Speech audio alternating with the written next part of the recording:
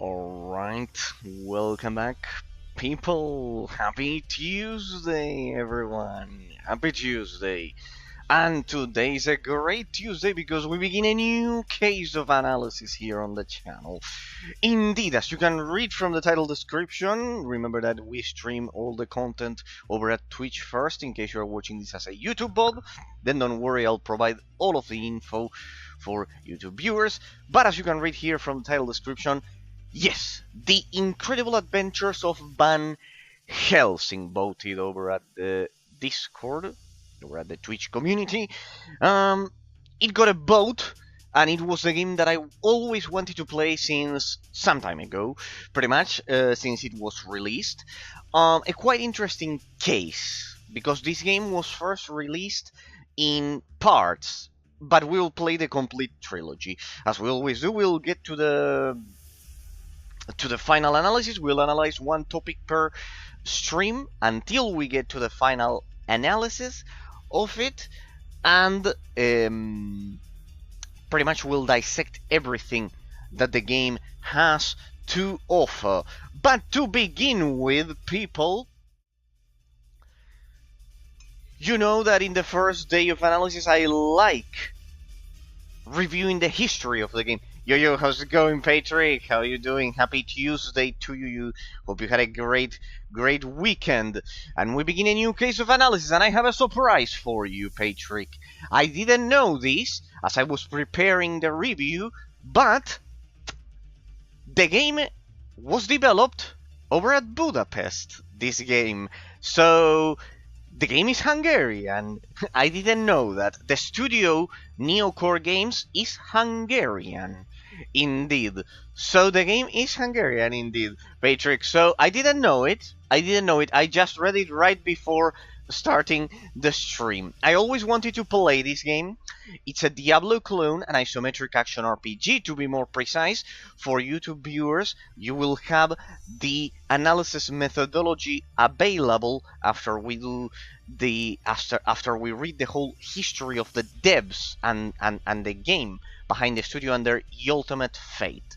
So, as you can read here as a brief description from Wikipedia, The Incredible Adventures of Van Helsing was initially released in 2013, based on the novel Dracula by Bram Stoker. Indeed, as you can see here, it has all of that medieval Eastern Europe setting that will follow us throughout the whole adventure. Indeed, the legendary vampire hunter Van Helsing from the book is the protagonist of the game. It had a second part, as you can see here, and a third one, but then they were all like combined together in what we are going to play, which is the final cut of it. Indeed, the final cut, I highly recommend you play the final cut version, because it includes the 3 games in one, in that sense. So, the game is based on the novel, just how the developers' earlier role-playing game, as you can read here, King Arthur was, then we'll get into the games of the developer, was based on King Arthur. So they use like historical settings to create the different games. So it's quite interesting. One thing that that they got right with this game was its incredible versatility, in the sense that it was also released for the Xbox 360, but not only that, it also worked completely offline in a period of time in which the domination of Diablo 3 was still high with online-only games. So, here you have what I said before, a remastered version including the sequels was released as one big game in 2015. So the one that we are going to play is this one, which is the final cut on December the 1st of 2015. It was almost 2016 actually. The game was released as part of the games with gold benefit. Then it was released for the Xbox One and the PS4, the updated version. Blah blah blah. The reception. This is the interesting part, and the part that I indeed love the most. See that it has mixed to average reception, a mixed to average reception. That is the point in which exactly you can find hidden gems like potentially this one. Because of this. See, the first game got a 5, then the second one got an 8, and then the third one did not innovate upon the mechanics, blah blah blah blah. But you can see that since we're going to play a combined version of the three of them, it will be a quite interesting mix. It's quite interesting mix. Okay. With that being said, here you have, well, the resolution is quite terrible there, but there you have pretty much the idea of the different characters, the different incarnations that we are going to do of the legendary vampire hunter Van Helsing in that sense. Okay. Okay.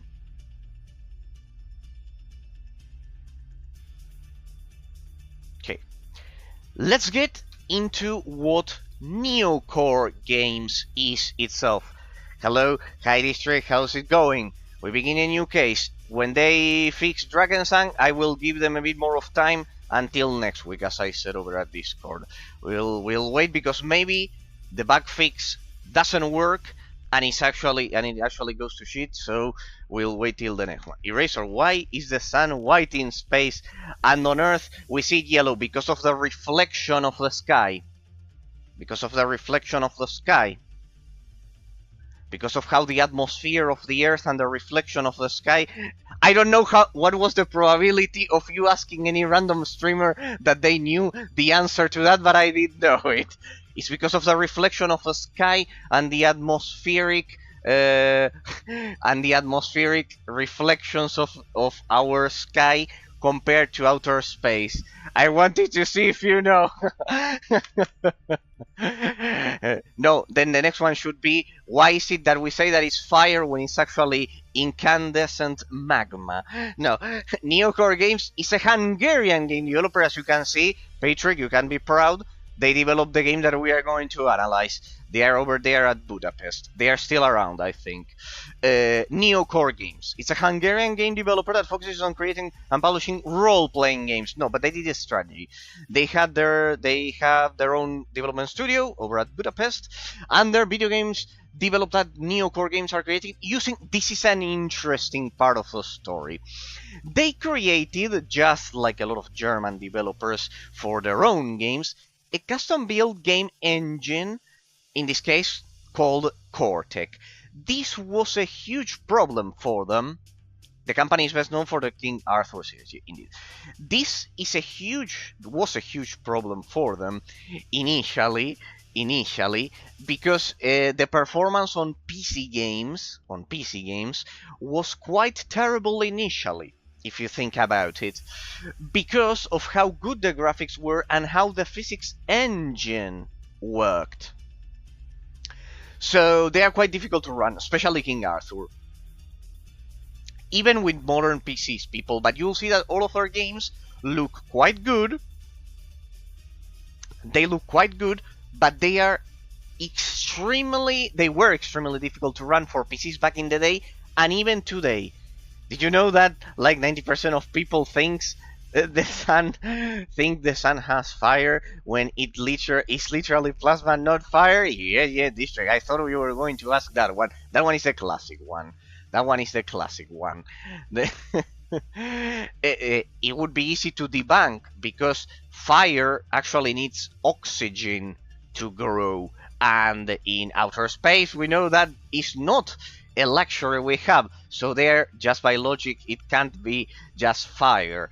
It has some explosions with the plasma, but they die immediately because sorry, I was talking with my parents. How was your weekend, man? No worries, Patrick. Anyways, I have to do the introduction of the game. I was saying that the game, look where it was, where the case of analysis is from.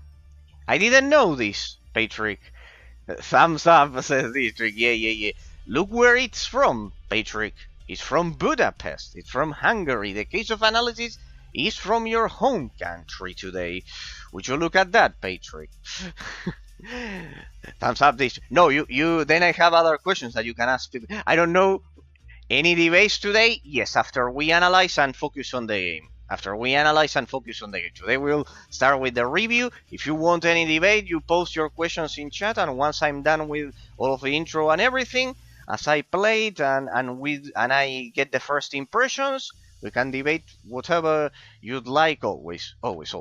So King Arthur was the main game that they developed. This game is similar to the Total War series, to have an analogy for anyone else watching this as a YouTube bot, like the Total War series, like Medieval Total War, like Rome Total War, like Empire Total War, like Napoleon Total War, like Shogun Total War. It's basically like the great opus magnus of creative assembly in that sense. So, Neocore Games, as you can see, is a relatively recent company, 2005, it's only 20 years ago, that's nothing in the gaming industry. Nintendo, I think they made it to 100 years. Besides today, since October the 12th was on Sunday, by the end of the stream, I will do a special message about the colonization of the Americas. Besides that, and also the ending of the war and those things. All of that for the end of the stream. First, the review. Today we have a lot of things to do, so it will be packed at the beginning and then at the end in both the streams of the extreme poles of the stream. So, King Arthur, the role-playing game. This one had a lot of issues with the engine that I was mentioning initially. Then the second one was more successful because they used a revision of the internal game engine that was a bit more, it worked a bit better. It still has problems. Even with modern PCs, it's difficult to make it work. So, in 2012, they announced The Incredible Adventures of Van Helsing, which is the one that we are going to play. And the party-based tactical RPG, this is like Baldur's Gate, Broken Sea. They have returned to be an independent video game development company. 2012, they announced the development of a role-playing game based on Dracula of Bram Stoker. As you can see, they use all of the Eastern European folklore and a lot of culture. I love it that they absorbed the culture from a lot of other of all of their history and the environment and everything about where they are. So, the game follows Van Helsing's son, the legendary vampire hunter, through the Eastern European kingdom of Borgovia, which will be based on precisely Hungary, Patrick. So you will have you may have to guide us there. Well, not guide us, but all of the references that it may have. The game was to be the start of a new intellectual property, 2012 Electronic Entertainment Expo. Then they announced Death Trap, which is a tower defense spin-off of it. And then afterwards, 2017, Warhammer Inquisitor Martyr, which is the true successor of Van Helsing that I will recommend to you. Okay, but let's get into the games that they developed. This one, I don't know about it. I didn't know. I thought the first one was indeed King Arthur, the role-playing game. As I said, it's like Total War. Then they developed all of the expansions and the DLCs. As you can see, this studio loves DLCs. They release a lot of expansions. And by the way, the new sub-emotes have all been approved. In that sense, you can already check them out.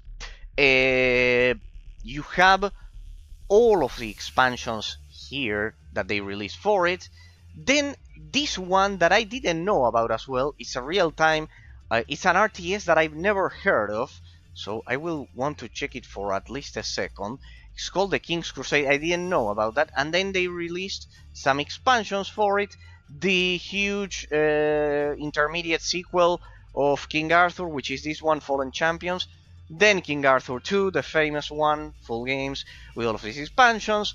Van Helsing, of course, the one that we're going to play. All of the expansions of Van Helsing, the second part, the third part. The Death Trap is the tower defense spin-off. The third one, and then the one that we are going to play, which is the trilogy, which combines the other ones all together. Inquisitor Martyr with all of its expansions, and then King Arthur Knight's Tale, which is like a turn-based Dungeons and Dragons game. It's like a board game in that sense.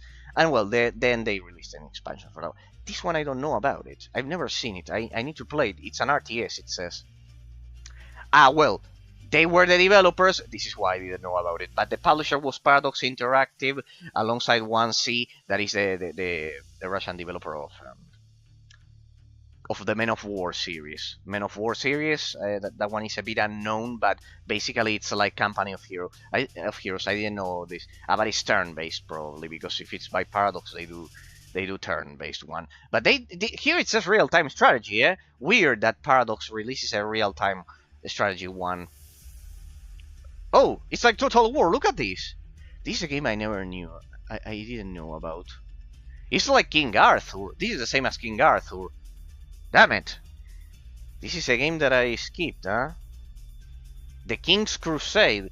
Yeah, it looks like a clone of King Arthur too. Well, whatever. Whatever it is, it's a story for another day. Here we go. Steam reviews, people. Let's get into the Steam reviews of the game. How was the Final Cut, the trilogy, 2015? How did it do?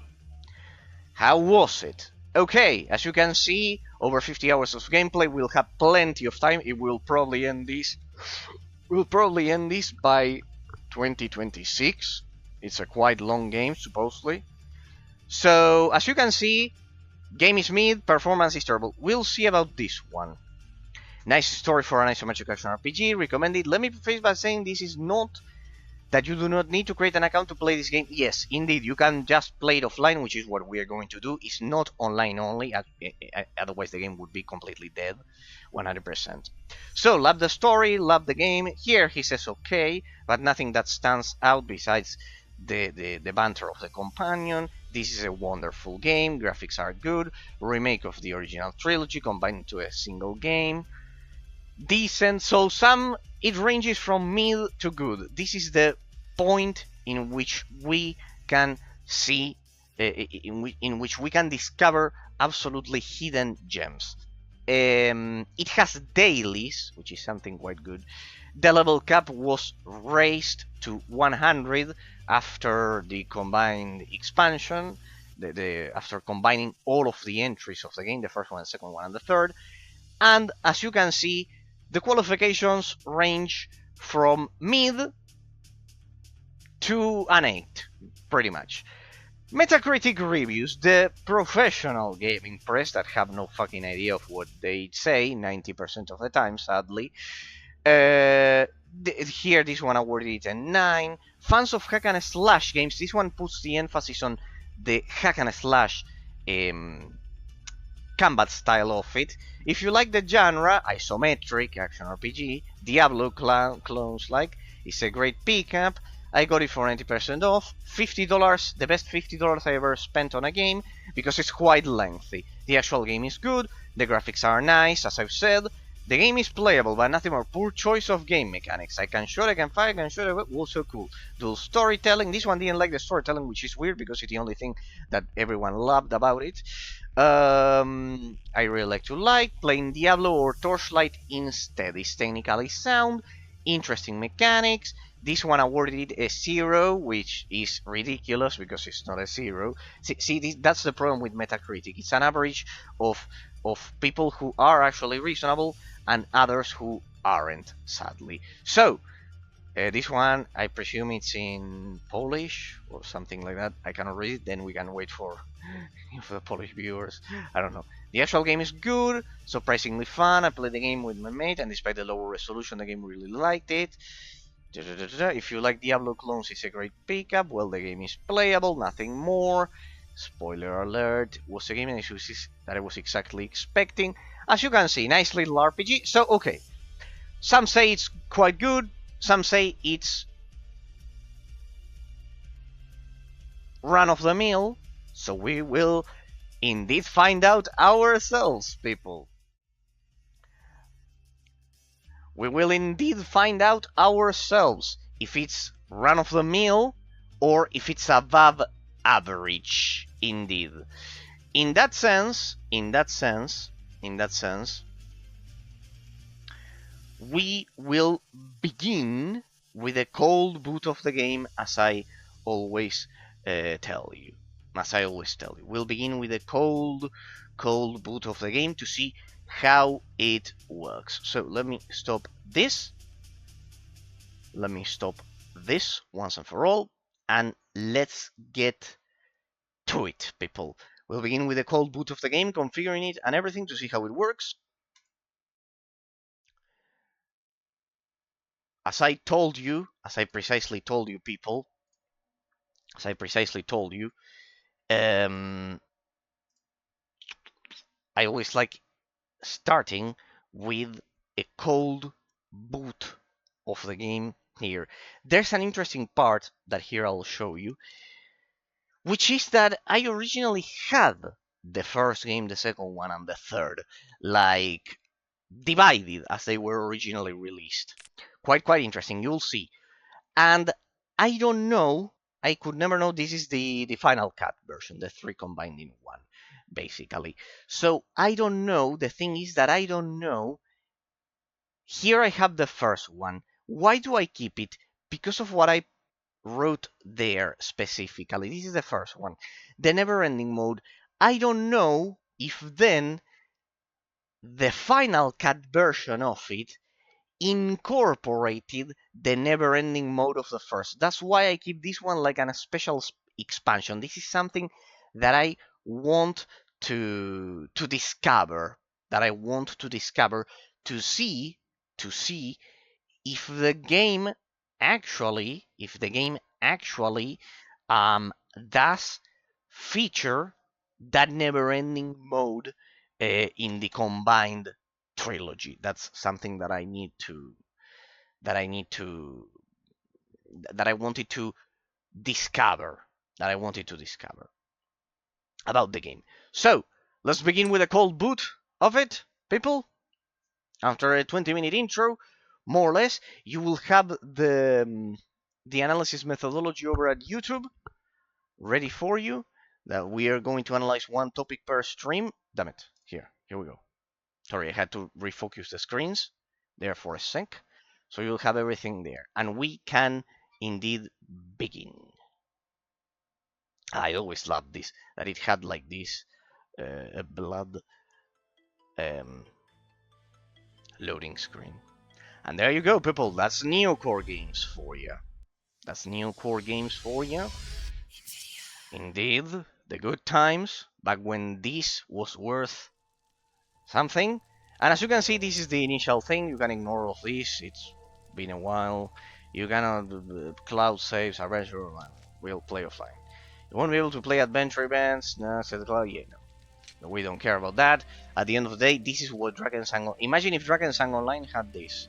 By the way, let me put the stream on performance mode. Imagine if Drakensang Online had that, people. Imagine if it had that you could switch, that you could seamlessly, seamlessly switch between online and offline mode. Imagine that, people. Okay, Markovna. Okay, here we go. Let's begin. Okay, we have different classes that they've been reworked for this game, for the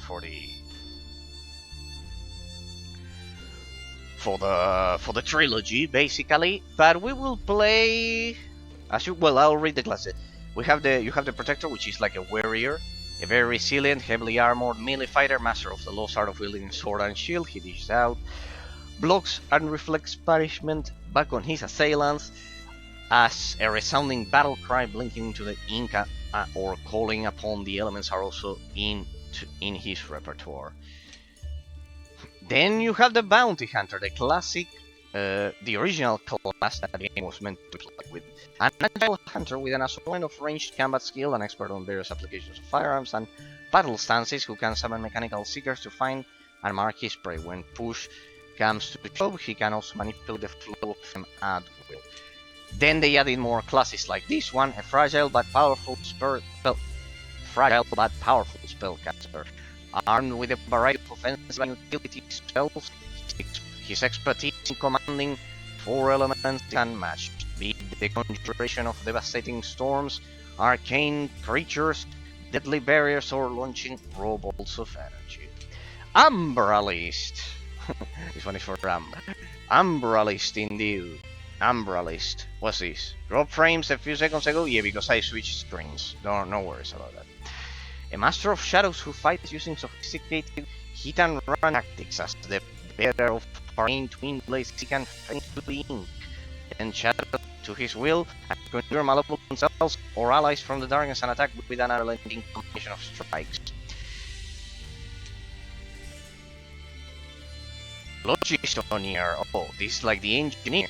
An expert of weird science in a machine suit, armed with a short and medium-range heavy weapons and several types of mines. He's a brute military force who can call artillery strikes, launch barrages, cluster bombs, and thwart attacks with a flamethrower or a portable force field. Constructor. A master contraptionist who can assemble a variety of mechanical creatures but rewards when it comes to keeping a healthy distance from his enemies or needs of first exploiting dismember bolts or versatile gun platform. Okay, as you can see, they're all like an industrial revolution era combination with those things. Let me check the sound because it's quite high here. Let me see how high the sound of the game might be a bit high there. Let me reduce it a bit because it's quite high there on the soundtrack. Don't worry, I've noticed it. I'm an expert on noticing those things.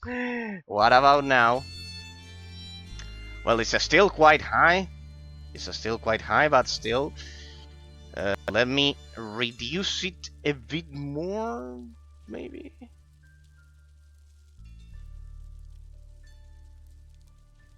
Maybe a bit more.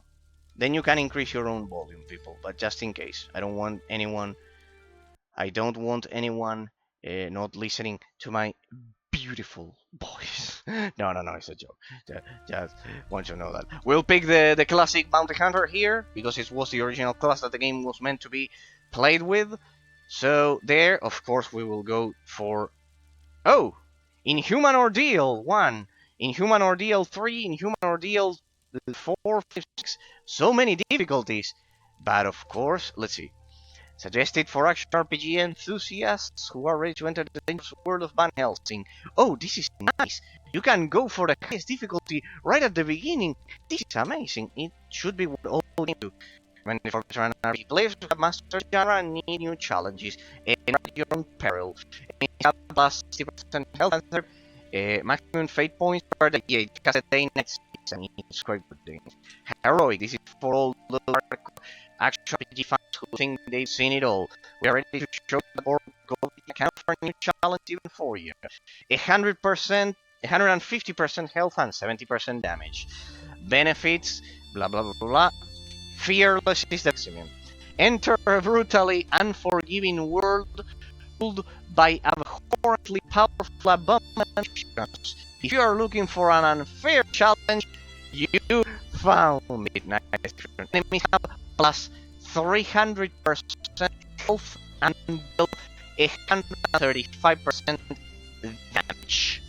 Indeed, I cannot pick Inhuman Ordeal because I'm level 25. That means finishing the first game. So, but why is it skipping frames there? Why is it skipping frames? Don't skip frames. What the fuck is that? Don't make me limit the frame rate of the game. Hang on. So we will go for Fearless, of course.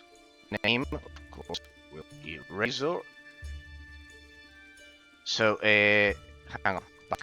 I want to make sure. Here, Fearless. Right there, of course. In order to discover the true nature of the game, you have to play it on hard difficulty available. First try. Let's go. Well, okay, perfect. Now let me check the options. The frame rate of this shit was the frame rate of this shit. That's the way to limit the frame rate. Advanced settings, details, FPS limit, no limit. Okay. For now, I don't see any drop frame. If I see a single more dropped frame, I will I will lower it to 60 because we know that the engine of this game is quite has that problem. Or well, I don't know, maybe to be safe, so you have a smooth experience, I made it to 60 right away. Yeah, we'll leave it to 60 right away, just in case. Let's limit it to 60 right away. Shall we, people? Like that. There, that should do it. So we can make sure of it. Here I present you Katarina. This will be an integral character of the game. So here we go. Difficulty Fearless. Eraser, the classic, the original class that it was meant to be played with. So let's go. Adventure map. Maybe this is the endless mode. I want to figure that out. So let's see. Let's go with story. And let's go. It all began with a call for help. A letter from Borgovia addressed to Van Helsing, the great monster slayer, my father. He doesn't take cases anymore, but I am a hunter too. So I set off on a journey with Lady Katarina, my remarkable companion. I'm an expert on the supernatural, and I seem to be drawn to it. Occasionally events get out of control, and then we have to leave in quite a hurry. Sometimes it's Katarina's fault. She can be quite reckless at times. Still, she always helps me save the day. And she also happens to be a ghost. My father rescued her from Borgovia, and she has been bound to serve our family ever since. Katarina often complains about it, but I think she really likes the thrill of the adventure. She is a charming soul, but she also has a darker side. Good. It comes in helpful when I'm in danger. Somewhere along the way, we slowly learned to work together. And finally, in the cold rain of Venice, we became a team. The last leg of the journey was by sea. Apart from the Kraken, the pirates, and the storms, it was mostly uneventful. I had time to ponder my mission. Once Borgovia was a dark place where monsters lived. Long ago, my father defeated the immortal kings, created a peace treaty, and entrusted the land to some enlightened individuals. What could have happened there? What could be even more frightening than the reign of monsters? The closer we drew to Borgovia, the more confusing the rumors became. The land behind the Thunderhead Mountains was wrapped in mystery. As our carriage approached the mountain pass, I had a sense of foreboding. It didn't really surprise me when I heard an explosion. The adventure has just begun. And we arrived to Borgovia at the beginning of our journey. As you can see, it's based on the novel of Dracula, as it said there. It's the son of the legendary vampire hunter, Van Helsing. Indeed. And he received a case. Imagine as if Sherlock Holmes had a child, and that child had to take a case after his father's death. Imagine that. That's basically the premise. Besides, it has a lot of those interesting elements. Sorry, I had to take care of something here. Give me a second. But basically, as you could see there, people, the idea is that it follows the adventures of the son of the legendary vampire hunter in the novel. Indeed, it's based on a book with its own creative freedom, liberties. Indeed. So, let's get to it. So, left click, move to attack enemy. As you can see, the game engine that they used is amazing. I just hope we don't get a lot of drop frames because of it. So let's see. Move attack. Left click to move attack enemies. See, I love that when isometric action RPG games have any kind of animation over at the point and click there. Patrick, welcome back, Patrick. Unleashing the debate, and he uses the new emote of Thomas Aquinas. Indeed, that's the face of Thomas Aquinas. I discovered that they reconstructed the face this year. They did an institute did a reconstruction of his face completely. Cool new emotes, by the way. Yes, since I named him so much and he's the father of realism, Well, I decided to give you the face, so he's ever present in chat. I don't know how handsome fella. Yes, they reconstructed the face.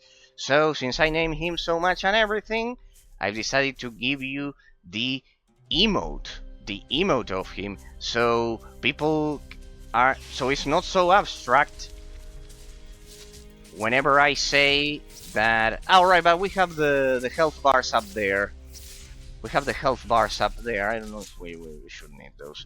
Okay, that was part of the options. Let me change that. Because I changed that. Enemy health bar? No, because we already have them. We already have them up there. So no worries, no worries. So let us see. As you can see, the game looks brutally amazing. The engine of this game is amazing. I saw another realist file. Really? Who would that be? That is weird. That is weird. We're a dying, or well, we have always been a dying breed. It's around Thomas Aquinas' era. Oh, okay. That makes sense. That makes more sense. The Anselm of Canterbury could be my Italian compatriot. The Anselm of Canterbury, could it be? There were a lot in that era, indeed. You got a new item in your inventory. So let's familiarize ourselves with the game. We will start slow, people. So basically this is the inventory. Like this, you change weapons. Hey, that one looks good. Now we are a true vampire hunter. Look at that. So we'll have the inventory, the character sheet here. Spend your ability points. You can spend ability points with the plus button.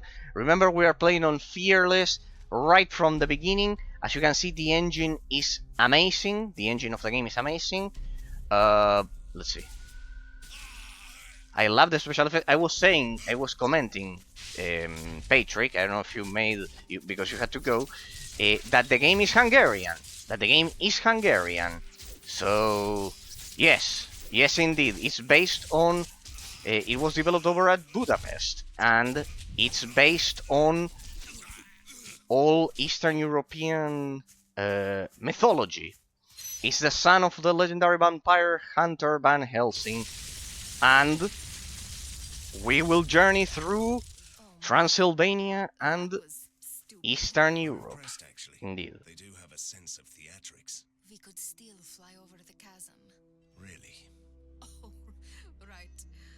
Sometimes I forget how human you are. We should follow the normal pathway there. Press the icon to scale the ability windows where you can upgrade your stats. Let's see. Aha! The skill tree, yes! This is going to be a good adventure. You can spend your skill points by clicking the plus button or double clicking the skill button. Each class has some unique bonuses and specialties. You can review these by opening the skills window with K and reading the tooltip, reading the tooltip of the central class icon. Okay, so Bounty Hunter, track, taunt and destroy, dodge. As a master of evasion, he gains 20% dodge bonus. Swiftness, always staying light-footed, he gains 10% movement speed. Remember, this is the original class that the game was meant to play with. Albert Magnus. Okay. It's not one that I read a lot, but the name does ring a bell. Okay, yes, I think in Spanish it's a bit different, the translation. Alright, but he from what period of time was he? It will be interesting. It must be medieval to be realist, before the Enlightenment. You're basically then I wonder if we'll have a way to restart a thing. Eraser Van Helsing. Oh, I love it. How it adds your name to the surname. So we're basically, as a little bit of a quick recap, we are the son of the legendary vampire hunter Van Helsing. Like imagine Sherlock Holmes' son getting a case. Markovna and Borgova. Okay. Getting a case, and we have to quick regeneration. All classes benefit from fast regeneration when outside of combat.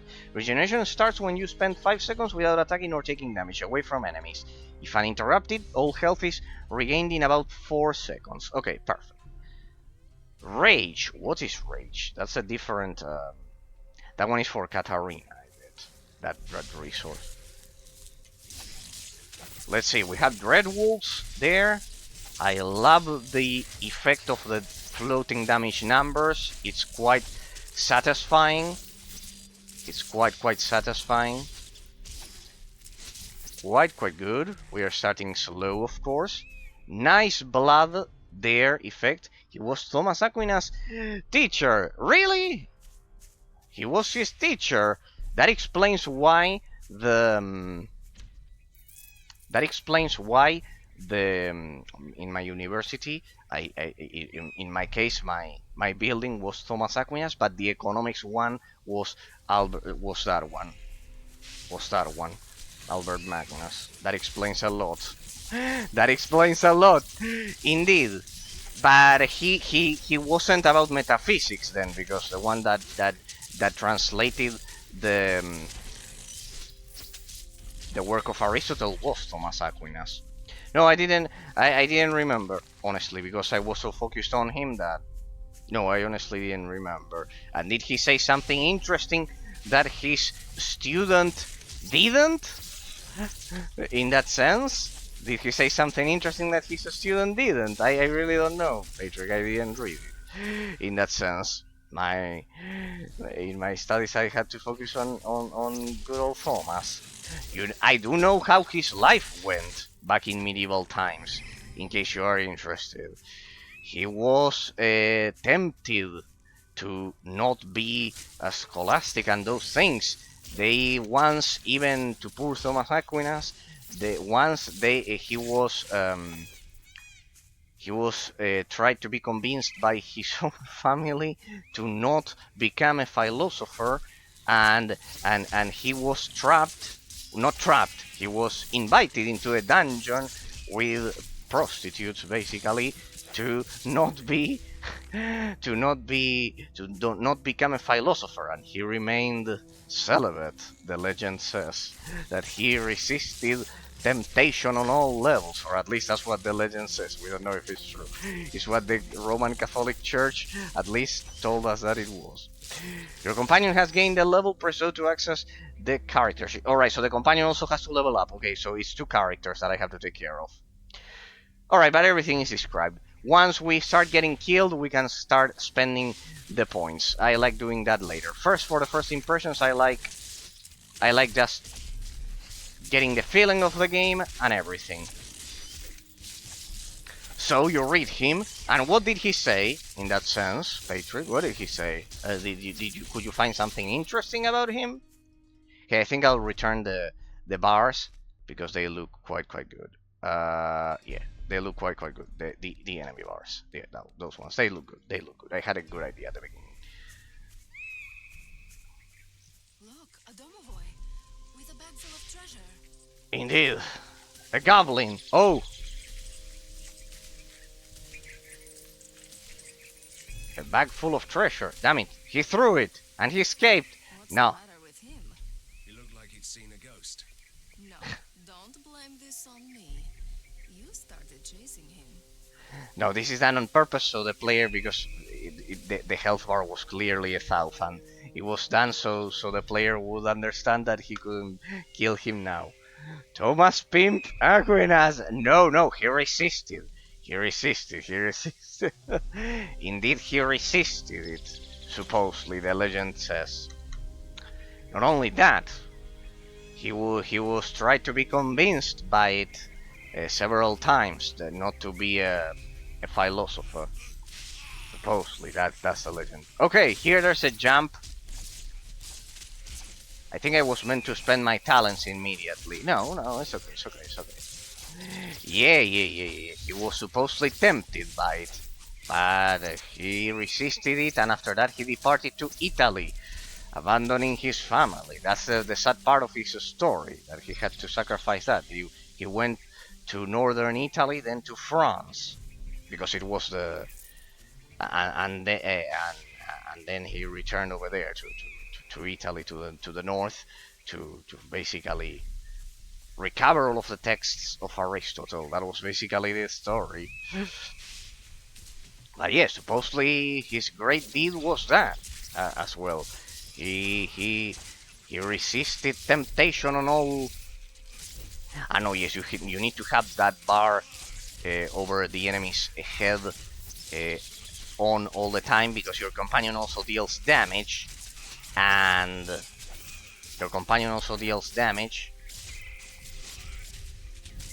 and I need to see which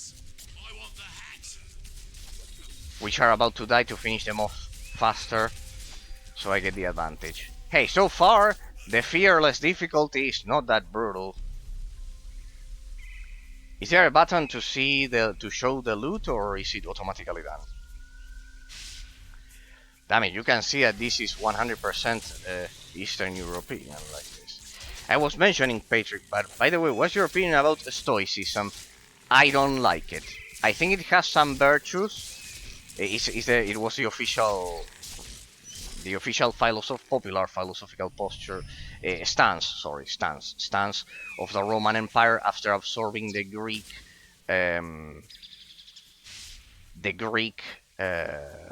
knowledge. Patrick, indeed.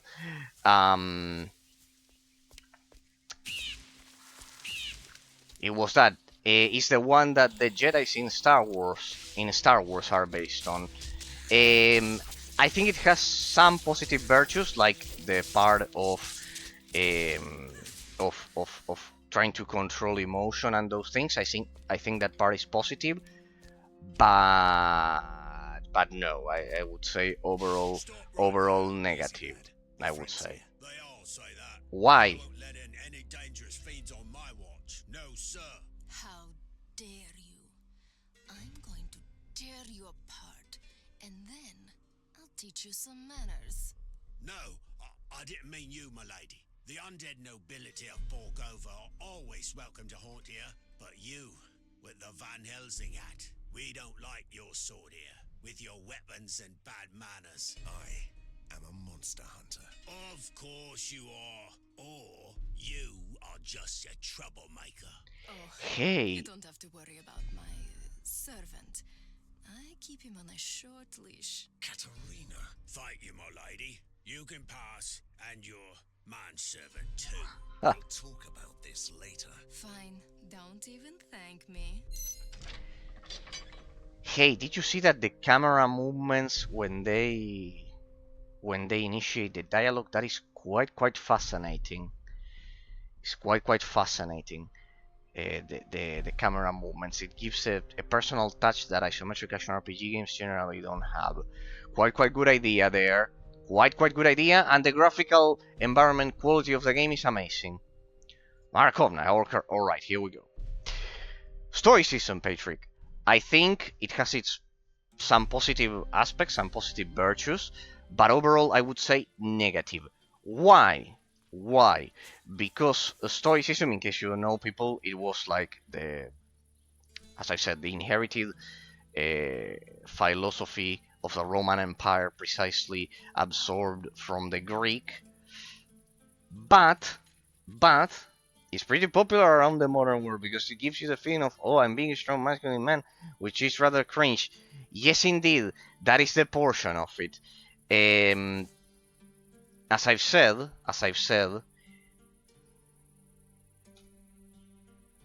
quest reminder, map.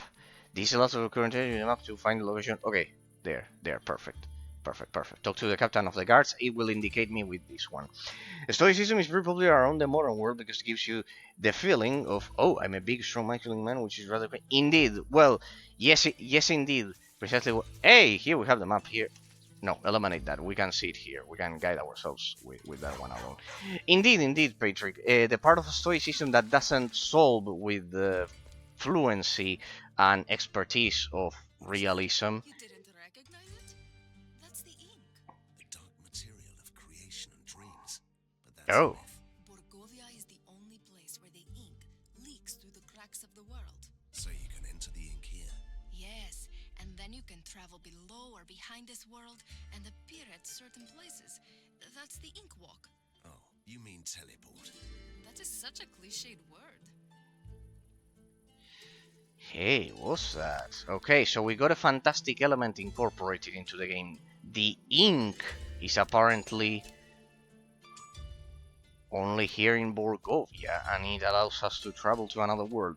That part that you are mentioning is true, but Stoicism was still a flawed philosophy, I would say, as well, compared to realism, due to the fact that it does not have any metaphysical basis at all. Hey, a cow with two heads! Two-headed cow! Look at that, that's original. Two-headed cow.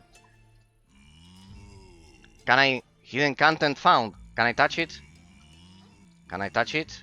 Saying yes I can. What? Leave me. That's original. Okay, here we have the stash. Basically, good.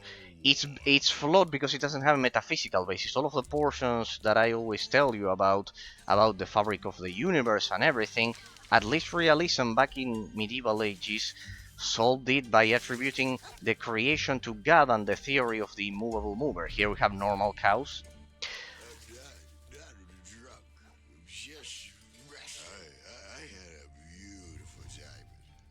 It solved all of that part. Stoicism really did not solve any of the issues that the Greek philosophy left unresolved. For example, about the metaphysics and the fabric of the universe and etc. And the things I tell you about the opinions, about establishing if objective reality does exist or not. In that sense, it does not solve all of those things. It was more of a practical solution, just like the Roman Empire was. You know what I told you before, that the Roman Empire is the body, and the Greeks inherited knowledge that the Romans brought from their conquests, our ancestors, in my case direct because I'm Italian, precisely they brought the teachers from Greece to teach their children. But then the Stoicism appeared as part of the Italian spirit, the Roman Italian spirit. There was a need to teach children discipline and those things for conquest, which was it was more of a response to the needs of the time. I believe it was more in that context rather than a universal philosophy like realism. In that sense, it does not solve anything about mysteries of the universe or those things. And regarding what you are highlighting, my first criticism would be that it had to do with the practical applications of the Roman Empire, that it needed their children to have more warriors and civilize the world. It was needed. It was positive in that sense because it was needed at the time, but afterwards it wasn't needed in that sense. Who knows the pathway through the forest? And where do I find him? He went out to investigate a wagon that got lost on the forest road with some. Hey, I love the camera pannings. It's never that easy, my dear Van Helsing. Quest completed. Nice. I reached the first village and on my way to Borgova City. Okay, perfect. So that, and the part that you are mentioning as well, it's a modern misinterpretation of it. It was a need at the time because the Romans needed soldiers. Indeed, they needed them, which ended up being positive as they civilized the world. A hat, a leather coat, and a whip for sale. Good condition, slightly worn. A girl and a boy lost in the woods. Handsome and... I think your father already covered that one ages ago. Adventuring party needs a healer. What is this? I haven't a clue. This is a portal, right? We need to familiarize ourselves with the controls, people. Let's get into the church here. We may have a side quest or something. Proper hunter at last. And suddenly someone appreciates me. Bah! They all forgot that monsters are dangerous. That's what peace does to you. Is there anyone who can tell me more about Borgova? Talk to the alchemist, if you can. But the Romany travelers put a curse on him, so he can't speak anymore. Oh, they love curses. It's nice to see that they are sticking to tradition. Katerina, please. How can I help that poor man? Go to the Romany tribe and ask them to remove the curse. Okay, we got a quest there. Nice. Only your face can save you. A good representation here of a medieval church. Pretty well done. I love the engine that they used for this. It looks amazing. Here with them, I bring up the map. So let me explore the rest of the zone. So yes, I would say the part that you are mentioning is a modern misinterpretation of a need that was part of the context of the time, but really did not solve any of the things that we generally. We are eavesdropping here, people. We are like listening outside of the house. And he sing like a bird. So where did he hide our treasure? In the forest, at the werewolf totem pole. Hey, original way of presenting a side quest for an isometric action RPG. I think we need all three. Whatever that's missing from here. King Borislav. Who was this man? This is the statue of King Borislav the Just. Just Borislav, as we say around here. He used to be a great king, the last mortal who could rule Moldavia. Before Nice he was soundtrack. And why Into are there the empty ink. holes at his feet? That, my friend, is a true mystery. Oh, nice. I know how. Hey, he has like Spanish conqueror.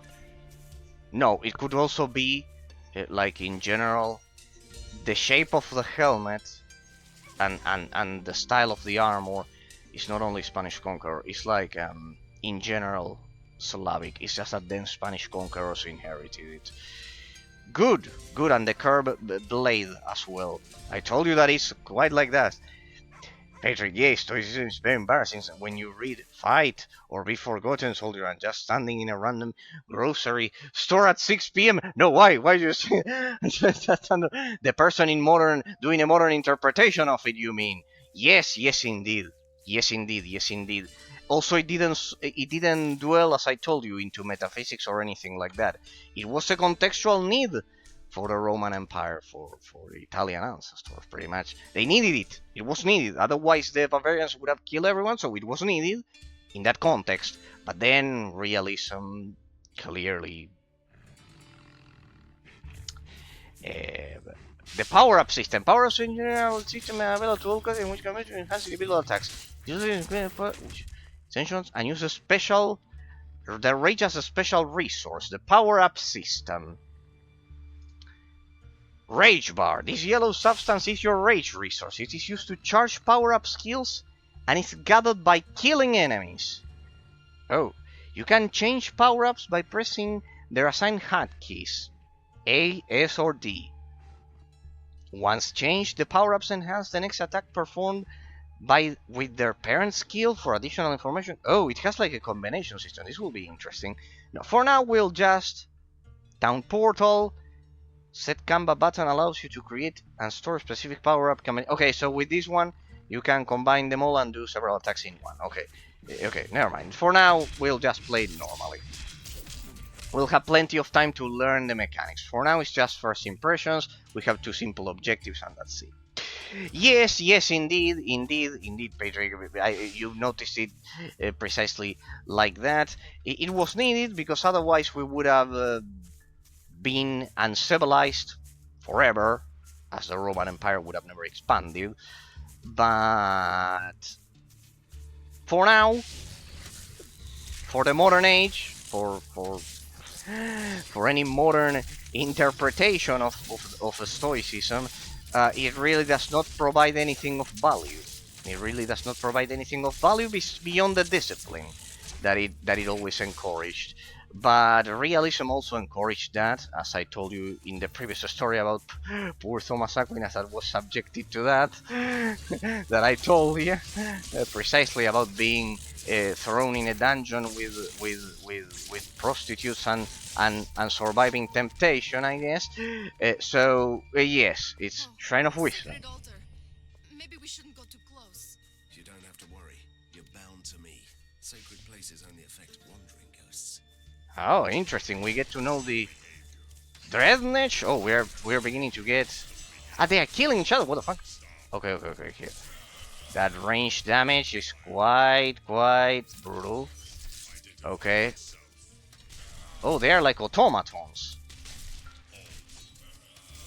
Hey, nice. Okay, we are about to get our first death. for progress and science. Damn, that's a lot of range damage. Okay, it's definitely in fearless difficulty. I get the point. There we go. So yeah. It's pretty much. I love how they designed the relationship between Van Helsing and Katarina. So far, pretty well done. Oh, They have like a who's perfect puzzle? chemistry so far. Let me see. The wagon was attacked by the soldiers. And werewolves. No, the distribution of the paw prints is all wrong. They just rushed in and out. Did you just say distribution? And this track here, It's deeper. The beast was carrying someone. I'm impressed. as you should be. Right. Let's go find us a werewolf lair. It's also a bit like The Witcher in that sense, because it's hunting monsters at the beginning, at least in terms of the contracts. And of course, we'll have the story and the reason why Van Helsing comes here to Bulgaria to. I also love the soundtrack. It feels like playing a Sherlock Holmes game, actually. It's actually refined like few I've seen. Like, in most isometric action RPG games, generally the soundtrack is tied to, and the ambience is tied to action, and in here it feels more like mystery in that sense, and you versus the environment. Like, that soundtrack it could perfectly fit a Sherlock Holmes movie, honestly.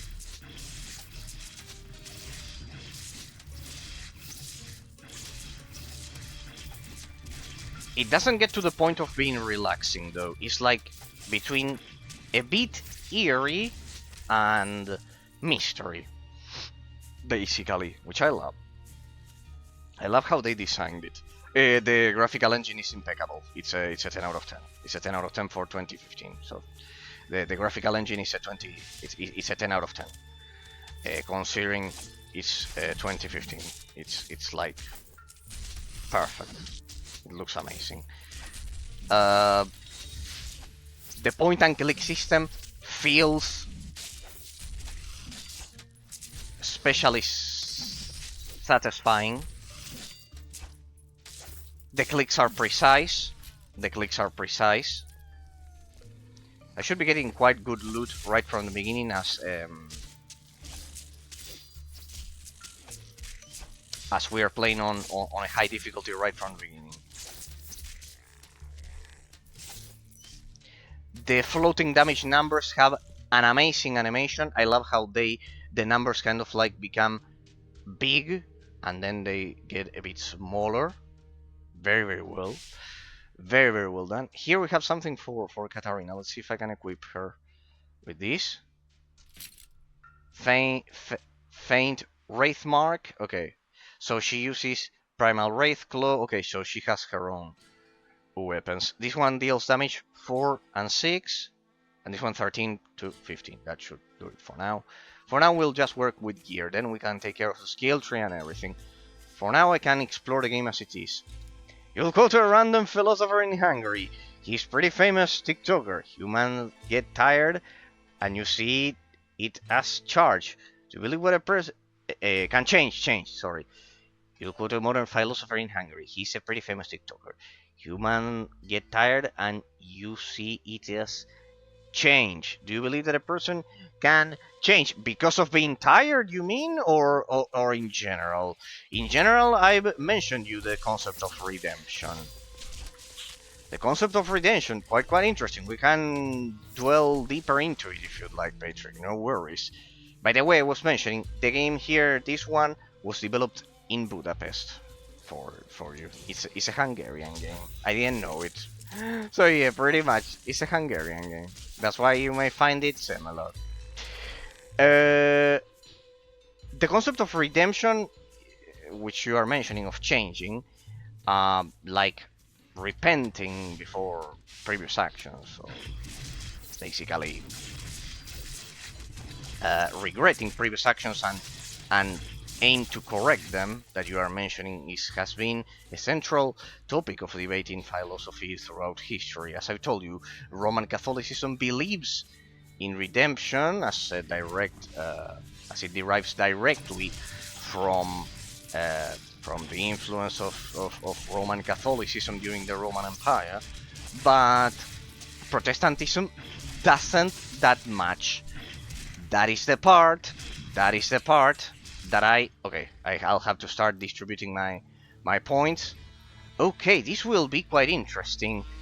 Responded on interesting point. Okay. Okay, so the economic system when you die implies paying money depending on where you respawn. Okay. Quite interesting. Yeah, then I will need to distribute my talents. We are playing with a handicap pretty much on the highest difficulty. Don't worry, people. Then we'll distribute our stats and we'll be better. Uh, I think change can happen without being necessarily tired. I wouldn't associate it with being tired. In that sense, I think the person is wrong. Why? Because change, I think it happens depending on the efficiency of the mental perception of individuals and societies as a whole. What do I mean? He means people get tired in life, and when you see and we see them as changed people, like when you start working in a shitty job because you didn't study, and from a high school high life you work in an office like a robot. Okay, no, but I do think change can happen without those things. I think it depends on the perception of the individual. You are talking more about the routine rather than redemption. About redemption, what I told you the other day, that is the part in which I agree more with Protestantism than with Roman Catholicism. Is the Anglophile in me, as I told you the other day. I do believe that for big bad, huge criminals like drug dealers and etc., there is no redemption possible, as the amount of people that they've killed, big drug dealers and etc. There is no redemption. I think they cannot change. Uh, that's why I agree with the United States with giving them 1,000 years or things like that. In that sense, that is the part that I do agree with Protestantism, with the more Anglophile world, in that sense, with the United States and the United Kingdom. In that sense, it's the concept of redemption that I think there should be a harsher stance on criminals than what Roman Catholicism has had in that sense. That's a Protestant in me, I guess. I've told you that I support like in an 80% the culture derived from Roman Catholicism, but there's a 20% of Protestantism that I do agree that is quite beneficial, or even more than 20%. Maybe let's do a 50-50 split to consider it. What you mean about routine? You mean more about routine, that humans change because they get tired because of a routine.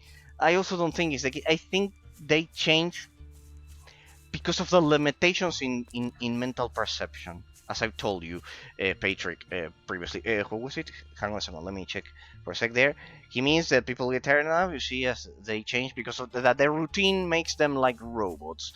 Well, yes, basically, I do agree that has an influence, but if the person is intelligent enough, if he has a good mental perception of objective metaphysical reality, the person won't change.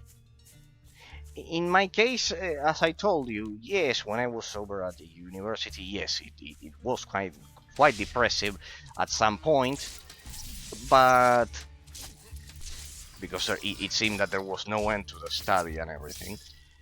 But I could recover. From it, and like that, people can recover as well, because we have choice. I believe in choice, Patrick. I believe in choice.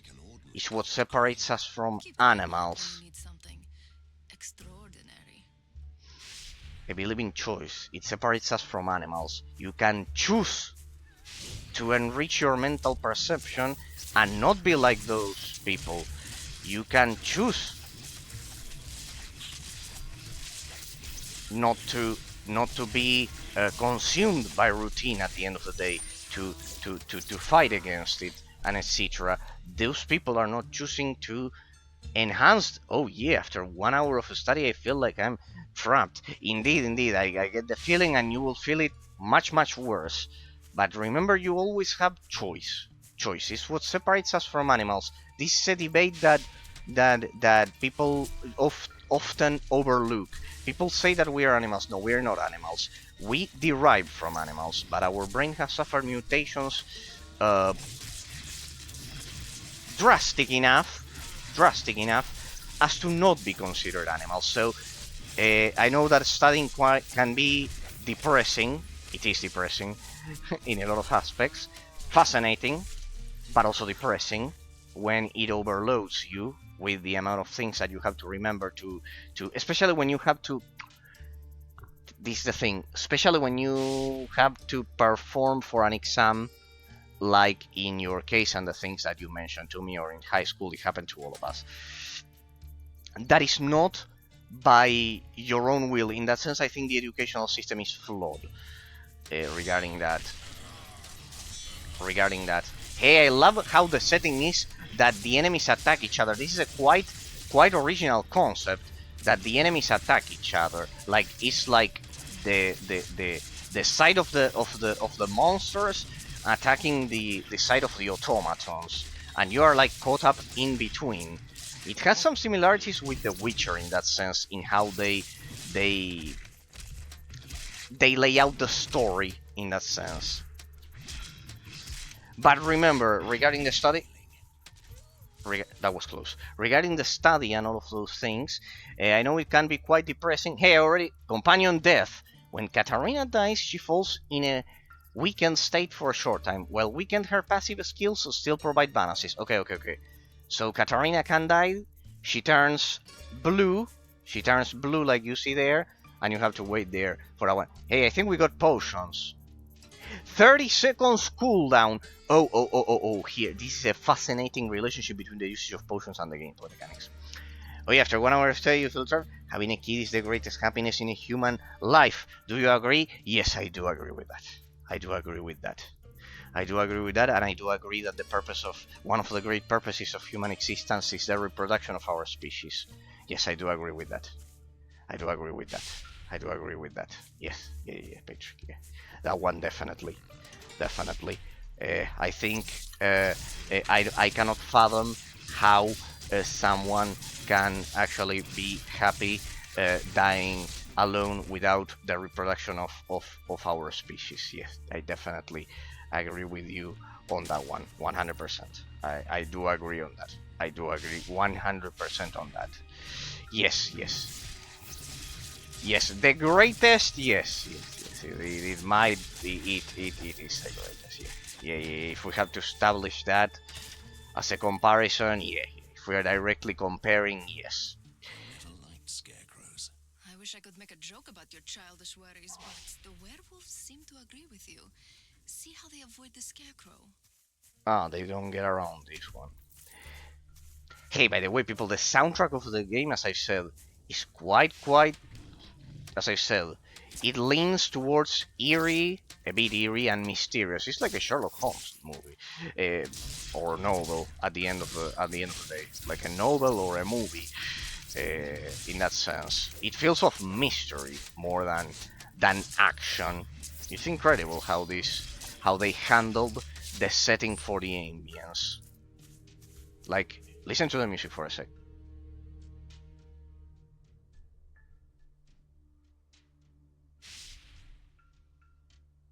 It's like slight touches of mystery. It's a quite different vibe compared to an ambience, compared to most isometric action RPG games in that sense. I love the animation of the floating damage numbers. I love it. I presume the red ones are mine, and the white ones are the ones from Katarina. I love the chemistry between the two characters so far. I am having perfect impressions on the game. I'm surprised. I had a good eye with this one. What's this? Shrine of Wisdom. You receive extra XP bonus? Time left 70 seconds. Okay, let's make use of it. Let's make use of it. Sadly, I think I killed everyone. Don't worry. I configured the game so you can configure it so it responds the monsters or not, like Titan Quest. See, like that. Those slight guitar tunes there. I think it's a guitar. And a flute there. It's quite mysterious, and it does give the feeling of nature. Quite fascinating, the ambience. Quite good, huh?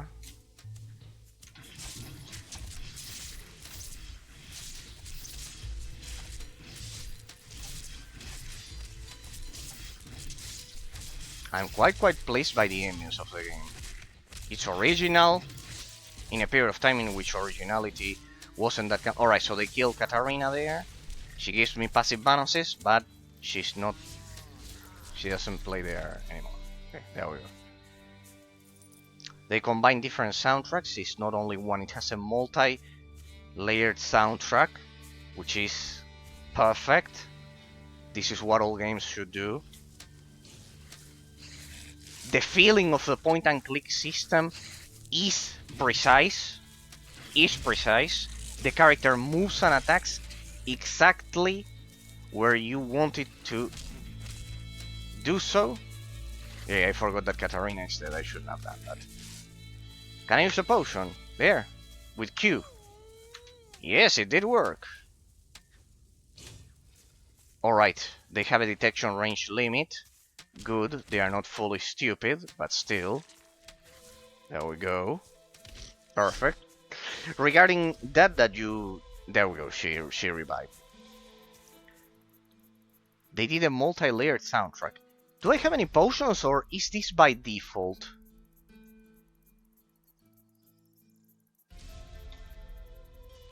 Alchemical components and potions. 0. Okay, it's by default. It's like a healing by default, or not? No. Here I don't have it available. Okay, but she does have one available. Then that means the inventories are separated.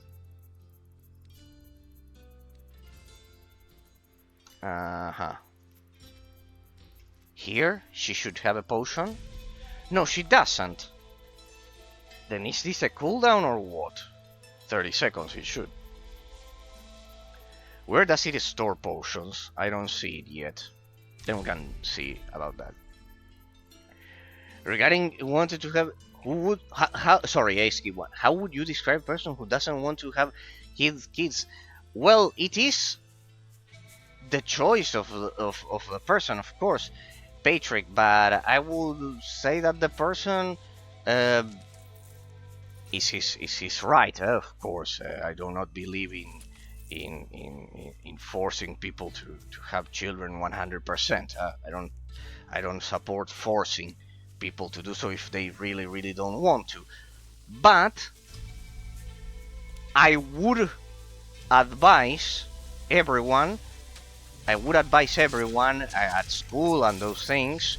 I would advise the population that it is quite difficult to find meaning in life alone, in that sense, completely alone. And if you don't have a person to love and have children with, well, it's quite difficult to find happiness in that sense. It's quite and right now the message is that don't have children, and because of the broken global pension system or whatever, after the crisis of Obama in 2008 with the market crash and those things. I think the message right now of don't have kids is the only way to be free. Is absolutely terrible, and I would do exactly the opposite. I would tell the person, that's how nihilism is created, by lonely man. Indeed. Because at that point, life has no purpose. Was created by a lonely man. Indeed. Nietzsche was like that. I see that you read about him. It was like that. So pretty much, Patrick. I would not prohibit people not having children, of course, If they really want to do that, there will always be cases of people who don't want to. But I would highly advise the people before they do that, especially at school and when they are young, that it is something absolutely natural. The natural thing is the opposite. Shit. That the natural thing that was so close. I need to spend my talents. Yes, I'm doing it wrong. We'll need to get into the skill tree sooner than I thought, people. Let's get to it. Character sheet. Okay. Sheet there. Let's go. Spiritual awareness. We'll have to learn this today then, people. Otherwise, the game is on a quite high difficulty for me to proceed. Ability determines how attuned you are to the world around. It increases your maximum mana and your critical damage bonus. Okay. Advanced gunnery. This ability determines your skill with ranged weapon. It increases the weapon damage and your maximum rage. To avoid harming your health and dodge statistic. Alright, so it also enhances evasion chance. What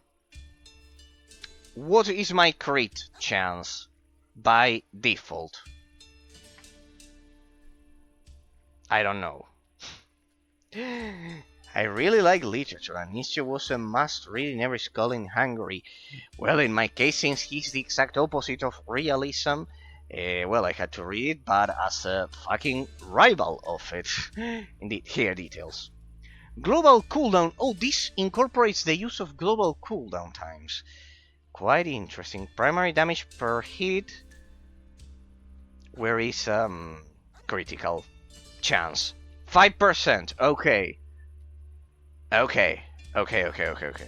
5%. Okay. To begin with, we'll increase our damage. Statistics. Okay.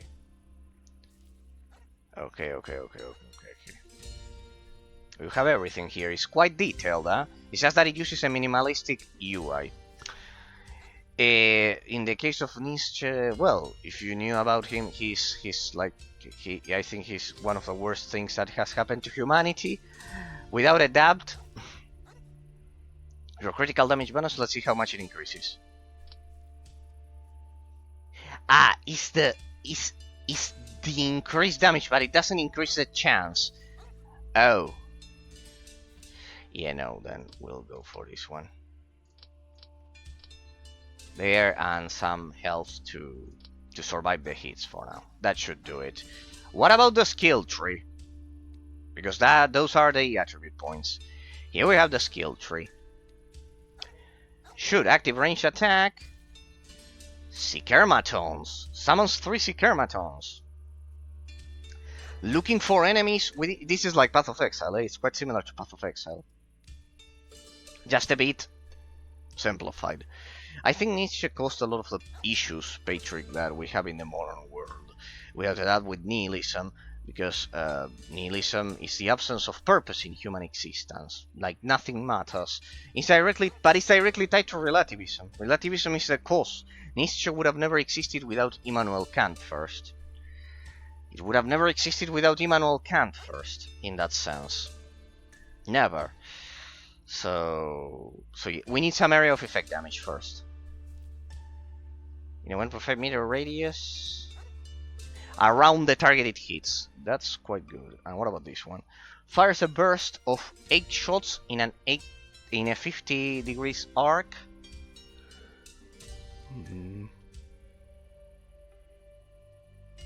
DPS 12.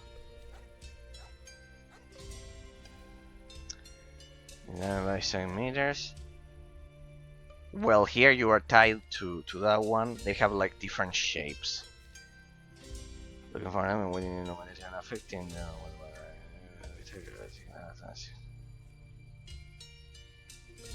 Movement speed to targets. Okay. Hey, so your movement speed is increased by for a short time. Attack speed, only movement. Okay. So this is like our evasion. What? And how do I activate this shit? I don't have any. Can I assign them to letters or what? Now I read it, Paycheck, eh? No worries. I read them all. Deals normal range damage and slows the target by 50%. Okay, hit eyes, and it's a slowed instead of a normal attack. It deals less damage? No, it's the same. And I don't see why we would use this instead of this. Can I activate it? I have 16 points. What's this? Full screen mode. Thank you. Oh! Oh fuck, it's much higher. It's much bigger, sorry. It's much bigger. Oh, it's like Path of Exile. Look at this shit, people. It's like Path of Exile. Oh, this changes things. People quoting, people are using you. If you happen to be useless for them, they will switch. What do you think about the quote and why people often lonely in life? Well, you are seeing it from the modern context, maybe, Patrick. The modern context is quite depressing because of that, exactly because of the influence of Obama, of Obama's period in the world. Just know that previously it wasn't that much like that in the 90s. Yes, there were always lonely people, but not like a widespread plague like it is now, sadly. Invulnerable for 0.5 seconds. Prevent additional spin. I cannot increase them anymore. It's increased by 1 second. Okay. Cooldown 24 seconds. Mana cost. Okay. 23. 220. Yeah, we'll need this to escape those and this one. You are seeing it from, consider always this, Patrick, the context of this last decade sadly was extremely deliberate to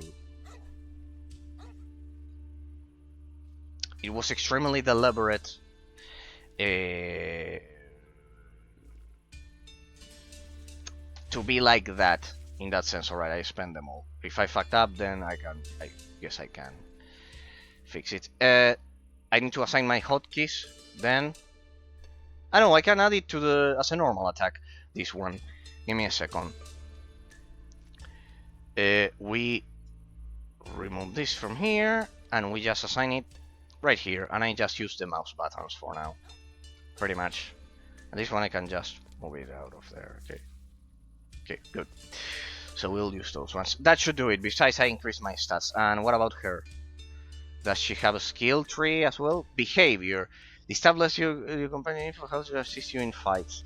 Appearance melee, ranged, ghost. Okay. Behavior. Defense, assist. This is like healing. In ease of AoE spells, she will target the closest enemy damage with your last attack. Who would you have? No, here, this one. In AoE spells. Item collecting. We'll gather gold on the battlefield. Yes, everything. Well, no, just gold. Without value limit. The stats are spent on their own. Skills. Right, we'll leave these ones for the something incoming attacks. This one looks good. That connects. Katarina's goes to you. Goes strong. Okay, alright, but we cannot get those. Pretty much. Let's get to it, people. Alright, we pretty much analyzed the main item and skill tree system.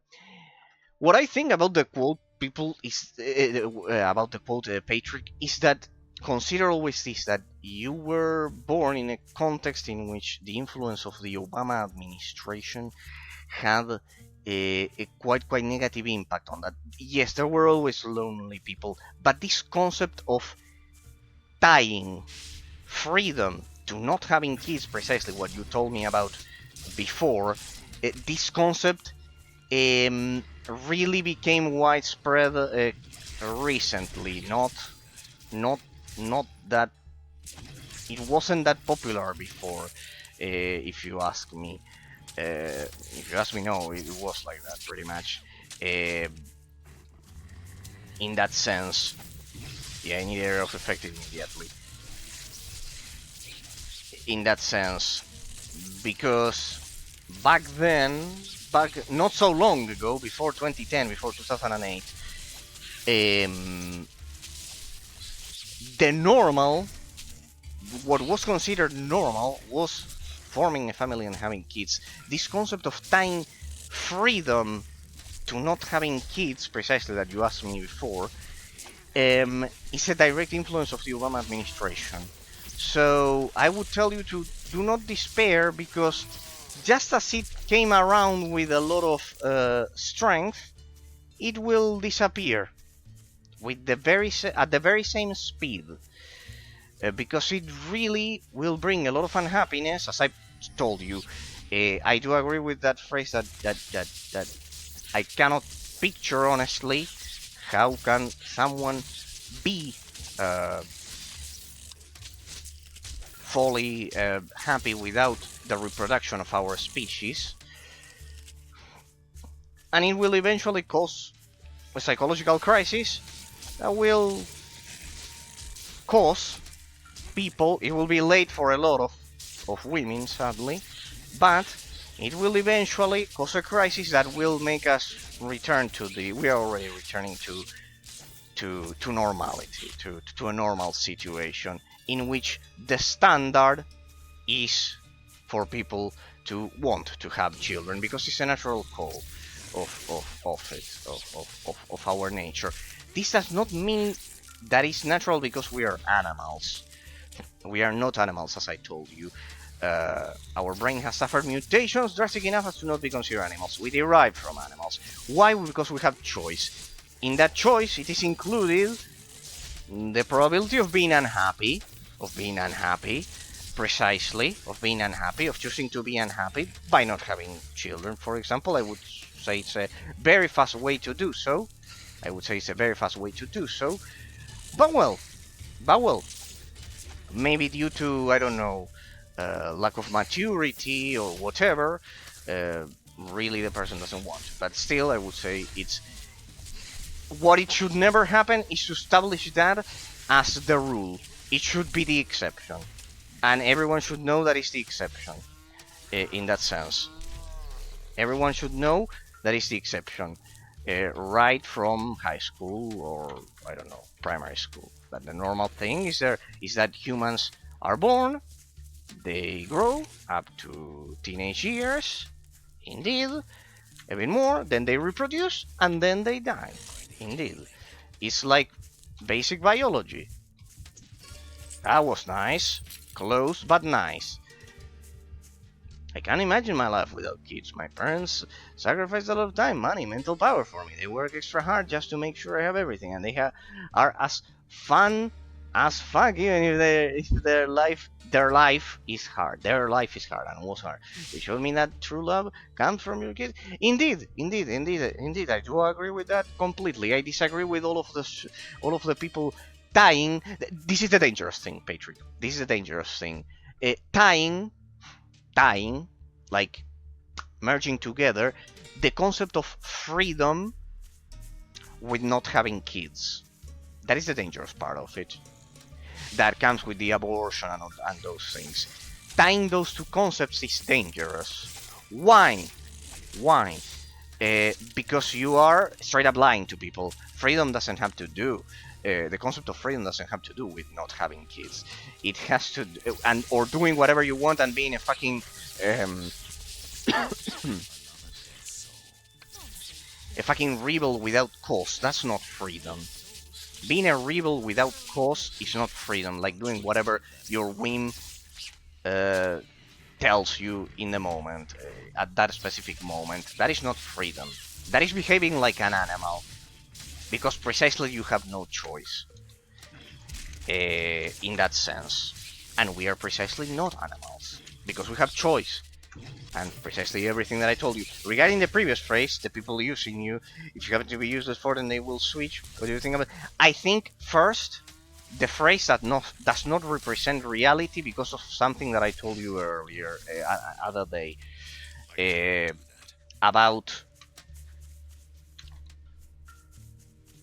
trust. That is related to trust, because Nietzsche, that potentially said that phrase or whatever, or repeating it from another relativist or whatever, or nihilist, People are using you. If you happen to be useless for them, then they will switch.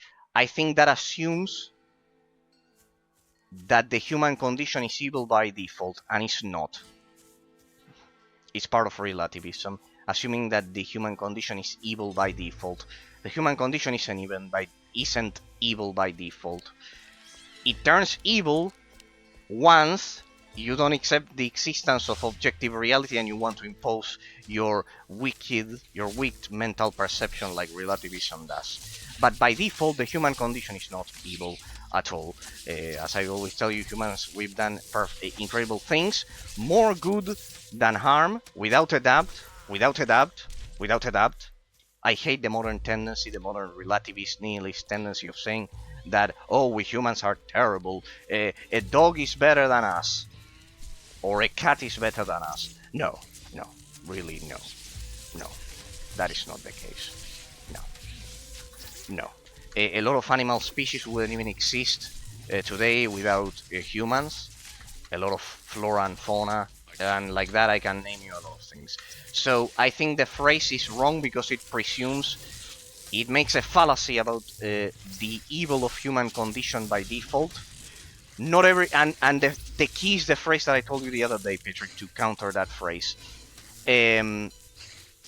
One of the parts of Nietzsche and nihilism, one of the ideas he toys with is, and relativism in general, is to doubt everything. This is the key to counter that phrase and the ultimate fallacy. Doubt everything. Everyone is potentially lying. Doubt everything. No, don't doubt everything. Doubt those things or those people that give you logical reasons to doubt them, because your mental perception indicates to you that they lie, or that they don't behave correctly, or they have no moral compass, or whatever. They give you logical reasons. Your mental perception gives you logical reasons to not trust the person. And trust, but do trust those that give you logical reasons to trust them. You see that they don't lie, you see that they do have a moral compass, that they have, compassion or empathy in general, or intelligence, or that they have an accurate perception of reality, of objective metaphysical reality. See the difference. It's not doubt everything. The ultimate fallacy of that phrase is that it can be summarized into doubt everything. No, don't doubt everything. Doubt those people and those things that give you logical reasons to doubt them, but don't doubt those that give you logical reasons to trust them. See the difference. Is it logical reason if you doubt a person by skin color or religion? Yes, it is. Yes, it is 100%. Because your brain is unconsciously associating a lot of things in a matter of seconds before you can even think about it. For example,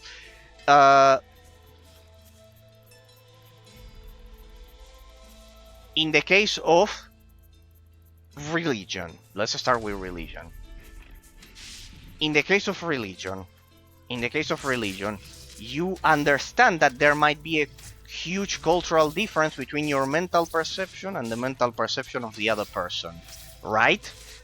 Well, in the case of the Eastern religion that we all know that caused a massacre recently and everything, let's not even talk about it. I think a lot of people dead is more than enough to tell you that that is dangerous, for example. The Eastern religion that also Pilo, fortunately, also doesn't like. That we all know. The Arabian religion, let's say. You see a lot of people getting killed. Well, how is that not logical to have a rejection, a natural rejection? It's impossible. It's natural. It's logical. It's absolutely natural. In the case of a skin color, it has to do with how fast the brain associates that maybe with the concept of the, first of all, the historical concept of a slave trade, and that is associated to poverty, and poverty is associated to desperation, and desperation is associated sometimes, see how primary the instinct is. Then we apply logic to overcome it and not be racist and and hate everyone without any kind of logical reason, of course. Then we apply logic and eliminate it. But the primary biological instinct, yes, it does respond to logic. Desperation is directly tied to the person doing extreme things to get out of that initial state of desperation. And considering the slave trade that we see, and etc., it is absolutely common. Yeah, if I'm Christian, I believe in Jesus Christ, but I will doubt you. Well, indeed, and that is logical. That is logical. But well, regarding the skin color and everything, it's a primary instinct and it's absolutely natural. Then of course we apply logic on top of it to mitigate it, so we don't all kill each other. Because otherwise, at the end of the day, even if we are all Roman Catholic or Protestant or whatever, then as long as there's a slight small difference, then we would all kill each other. For example, I would grab a Roman flag and start a crusade on the streets or something like that. No, of course. Of course, then we have, like, logic, the gray matter of the brain that I told you about the other day, to mitigate those instincts, of course, and create a civilized society.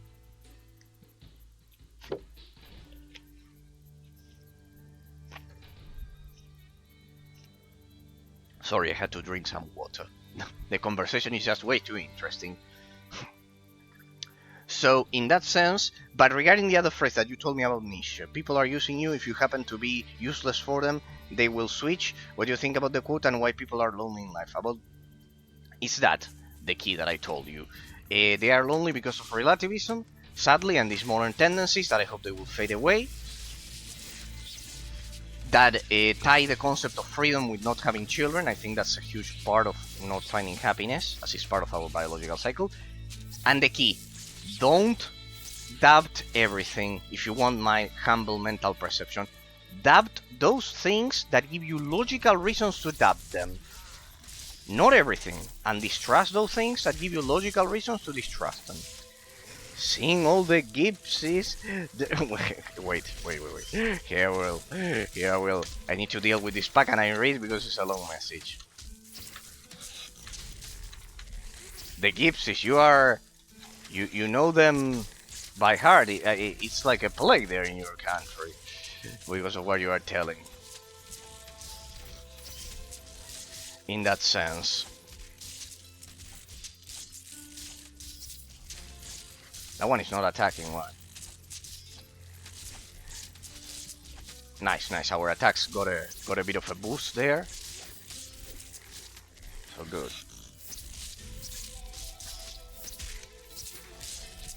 Okay, I don't like this weapon because the animation isn't as good as the other one.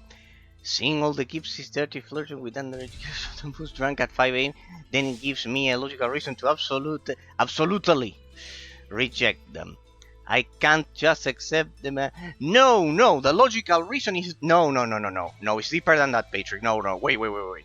Yeah, they are like the black people in the union with and let's go. They're not that harm. No, wait. But you are mentioning what important parts. You said drunk.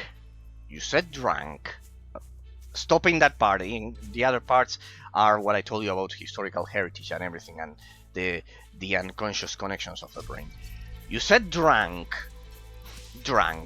right? Like the other day that you told me about the restaurant. Remember that I told you it wasn't social anxiety? You said drunk. So, if a person is drunk, that you perceive the person is drunk, what does the brain associate immediately? Lack of control. If you are drunk, if someone is drunk, it is a natural logical reaction of the brain to... It's a logical reaction of the brain, same for the restaurant that you told me about. It's not social anxiety. It's a logical reaction of the brain to avoid it because being drunk is actually lack of control over oneself. And when the brain detects lack of control, that something is out of control, that does not conform to any norm or anything, because someone completely drunk can do anything at the end of the day, can do anything because it impairs perception and portions of the brain temporarily. The drugs do it permanently. Then it's an absolutely natural reaction. It's fear for me because I know I can't control the situation. Well, precisely, that's a good reaction by the brain. Fear, yes, but why? Because the person lacks control over himself. You cannot reason with a drunk individual in that sense. Fear, yes, is absolutely natural. It's the same as if you stumble upon a bear. You cannot control a bear. You cannot reason with a bear. You cannot talk to the bear and tell him, Mr. Bear, please stop, don't dismember me. No, you cannot do that. The same goes for a drunk individual. It's what I tell you. About choice, and reason, and logic. Is what separates us from animals. See that there is a difference in that sense. So yes, it's absolutely natural. That's not social anxiety, in case it was what you were mentioning the other day. I stand by what I said, but what I told to you earlier. Seeing someone drunk in a restaurant or at a restaurant, or whatever, or the gypsies that you are mentioning, or whatever. It's absolutely natural. It's not social anxiety. Your brain is perceiving a danger because of the lack of control. Because of the absolute lack of control. On the contrary, the dangerous reaction would be to not be aware of it. Good day to you, sir. No greetings for me? Where are your manners? I didn't send you away with a warning sign, did I? Well then. I came on behalf of the village alchemist. I ask you to remove the curse you put on the poor man. But that was a rightful curse. He said we were frauds. In the name of science. It might even be true, but he has suffered enough, and I need his help. Aye, we could come to an agreement, you know.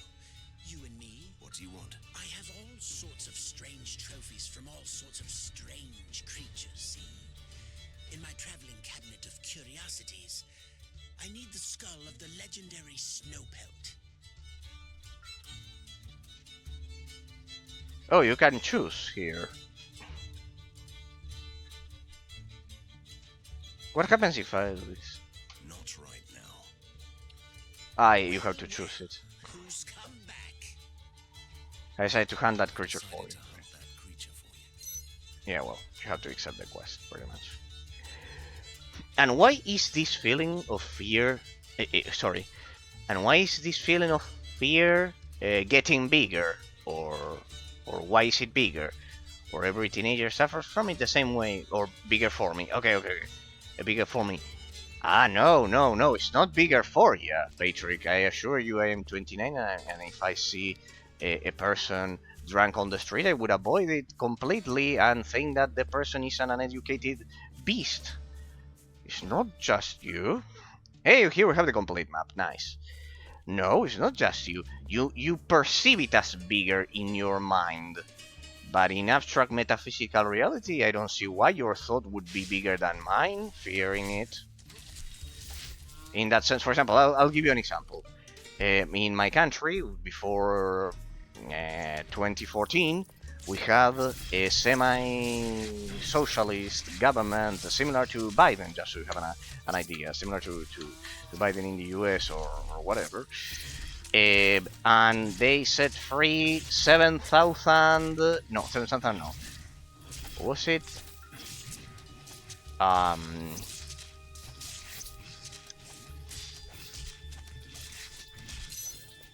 2,000, sorry, not 7,000.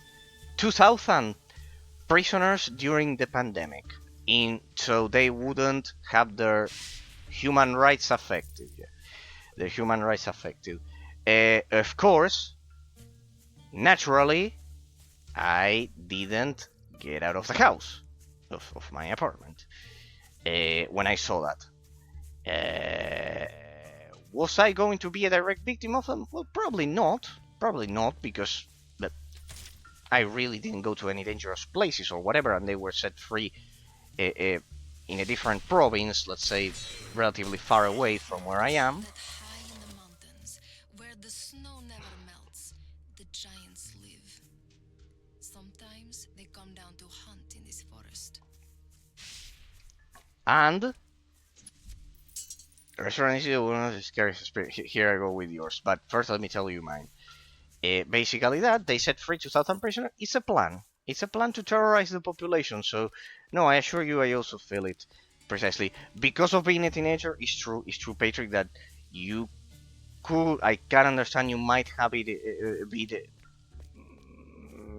amplified, but the situations that we are talking about.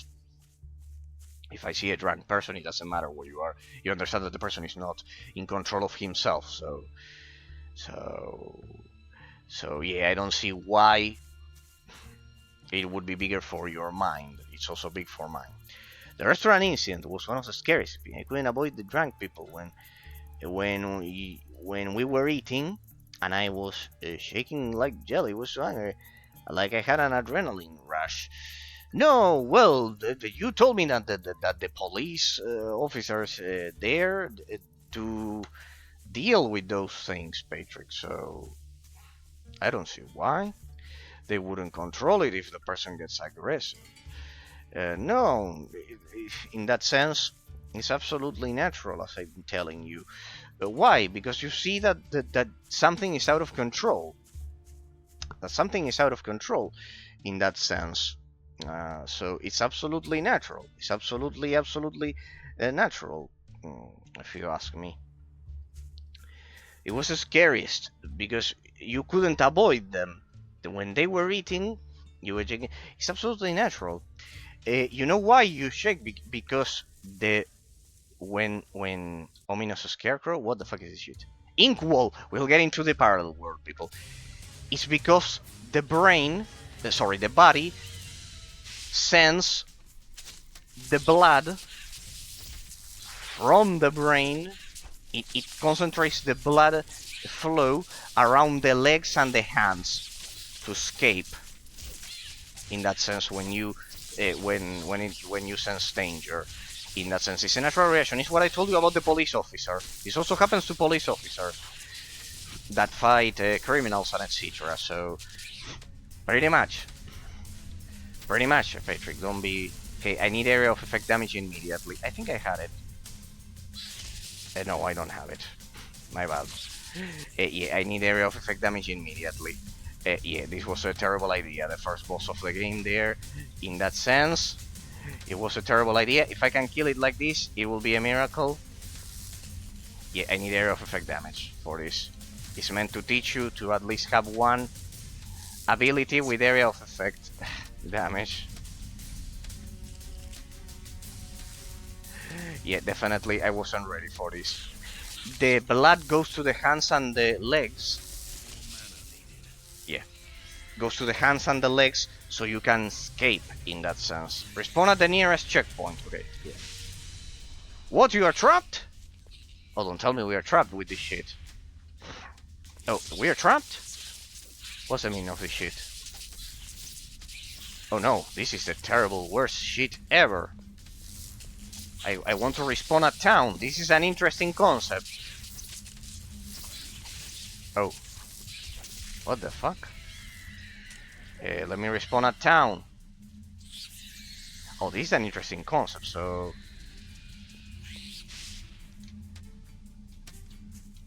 So what happens if the player is stupid enough as to try to do a boss before spending the skill 3 points?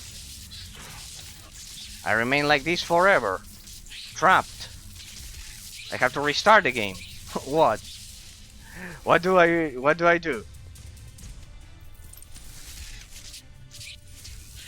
What do I do? Is there a limit? You are trapped forever. What happens? Let me spend my skill points. There was one for splash damage. Here, this one. This one will add splash damage. Let's see if we can save the situation, people. If you deal splash damage, that should do it. It should. Deal your fucking splash damage. Is it dealing splash damage? Yeah, it is. It is. It's just that it's not enough.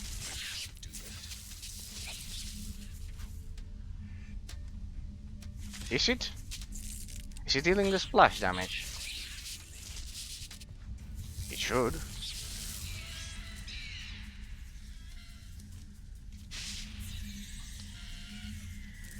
Okay, now it should.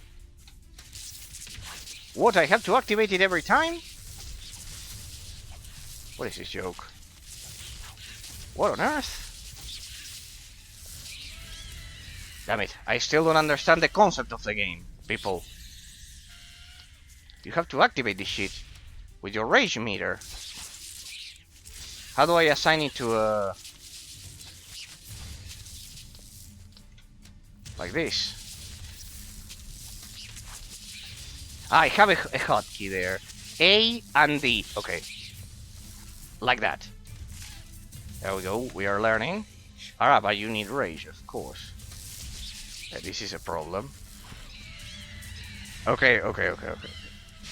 Why is it that I cannot respawn at town? Maybe I can just teleport? No, I can't teleport. Oh, we are trapped. Sorry, it was the first boss. I had no idea this could happen. It traps you. It trapped the incredible adventures of Debate Van Helsing. I don't know, district.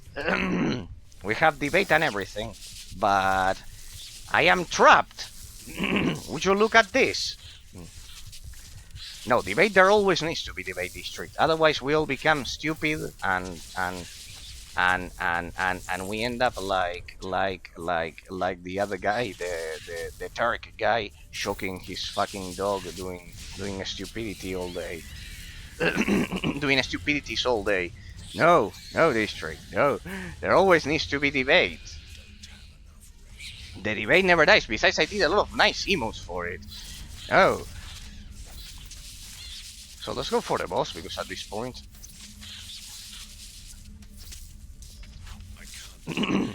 there needs to be debate, always. Otherwise we all become stupid. It's what society needs. Otherwise it's like that. It's like that. No, I also been reviewing the game as well. Both things at the same time. Without a doubt. That's the point.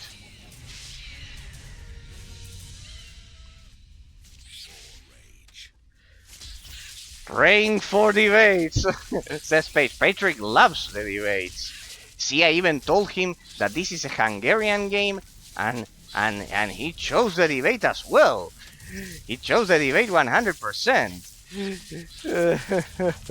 He loves the debate. No, it's a unique thing I can offer to you all. It's 100% neat. So, I'm stuck with this boss, as you can. Besides, I'm stuck here. In that sense, he has that fucking shield. Shit. Praying for debate, always. So yeah, we were talking about the social anxiety as well of the other day, and fear of the natural logical reactions of the brain in dangerous situations. In that sense. So yeah, pretty much. The best emote XD. Ah, you discovered it. The relativism alert. That is the face of Immanuel Kant. I added the faces of them so we can have them in. I don't know how proud. Honestly, I'll be honest with you too, District Patrick. I don't know how proud Immanuel Kant and Thomas Aquinas would be of me adding their faces 1,000 years later, adding their faces 1,000 years later as an emoji in a Twitch channel, but oh no, it's your opinion.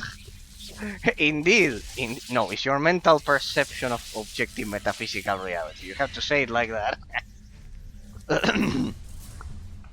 I don't know how proud they would be, but I bet they would at least be happy that someone remembers them in that sense. So yeah, I wish I wouldn't die. I changed the weapon here. I don't know what happened. I looted a better weapon. I don't know what happened. 14, 14, 4. Yeah, I think I looted a better weapon. Critical damage 4. Let me change that. Of course. We got a better weapon at least. What? No, I had a better weapon. Where was it? 9 to 10. No, the crossbow is better. Okay. Oh no, it's European.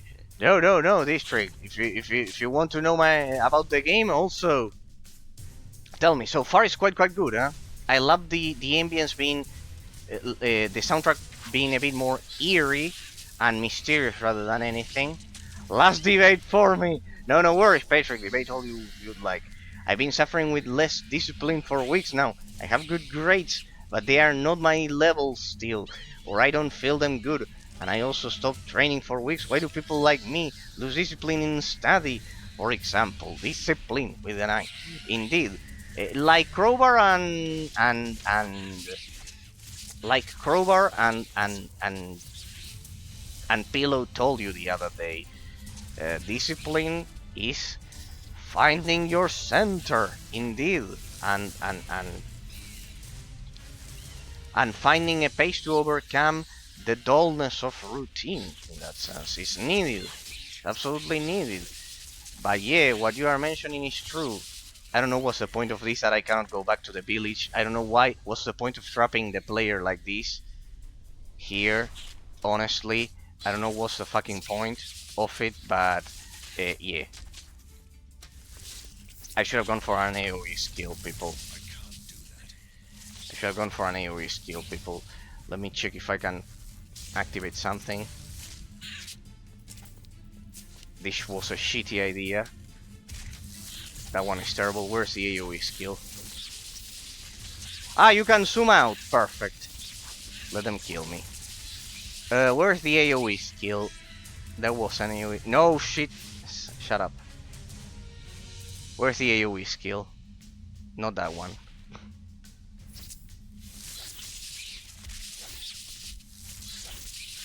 Well, let's go for this one.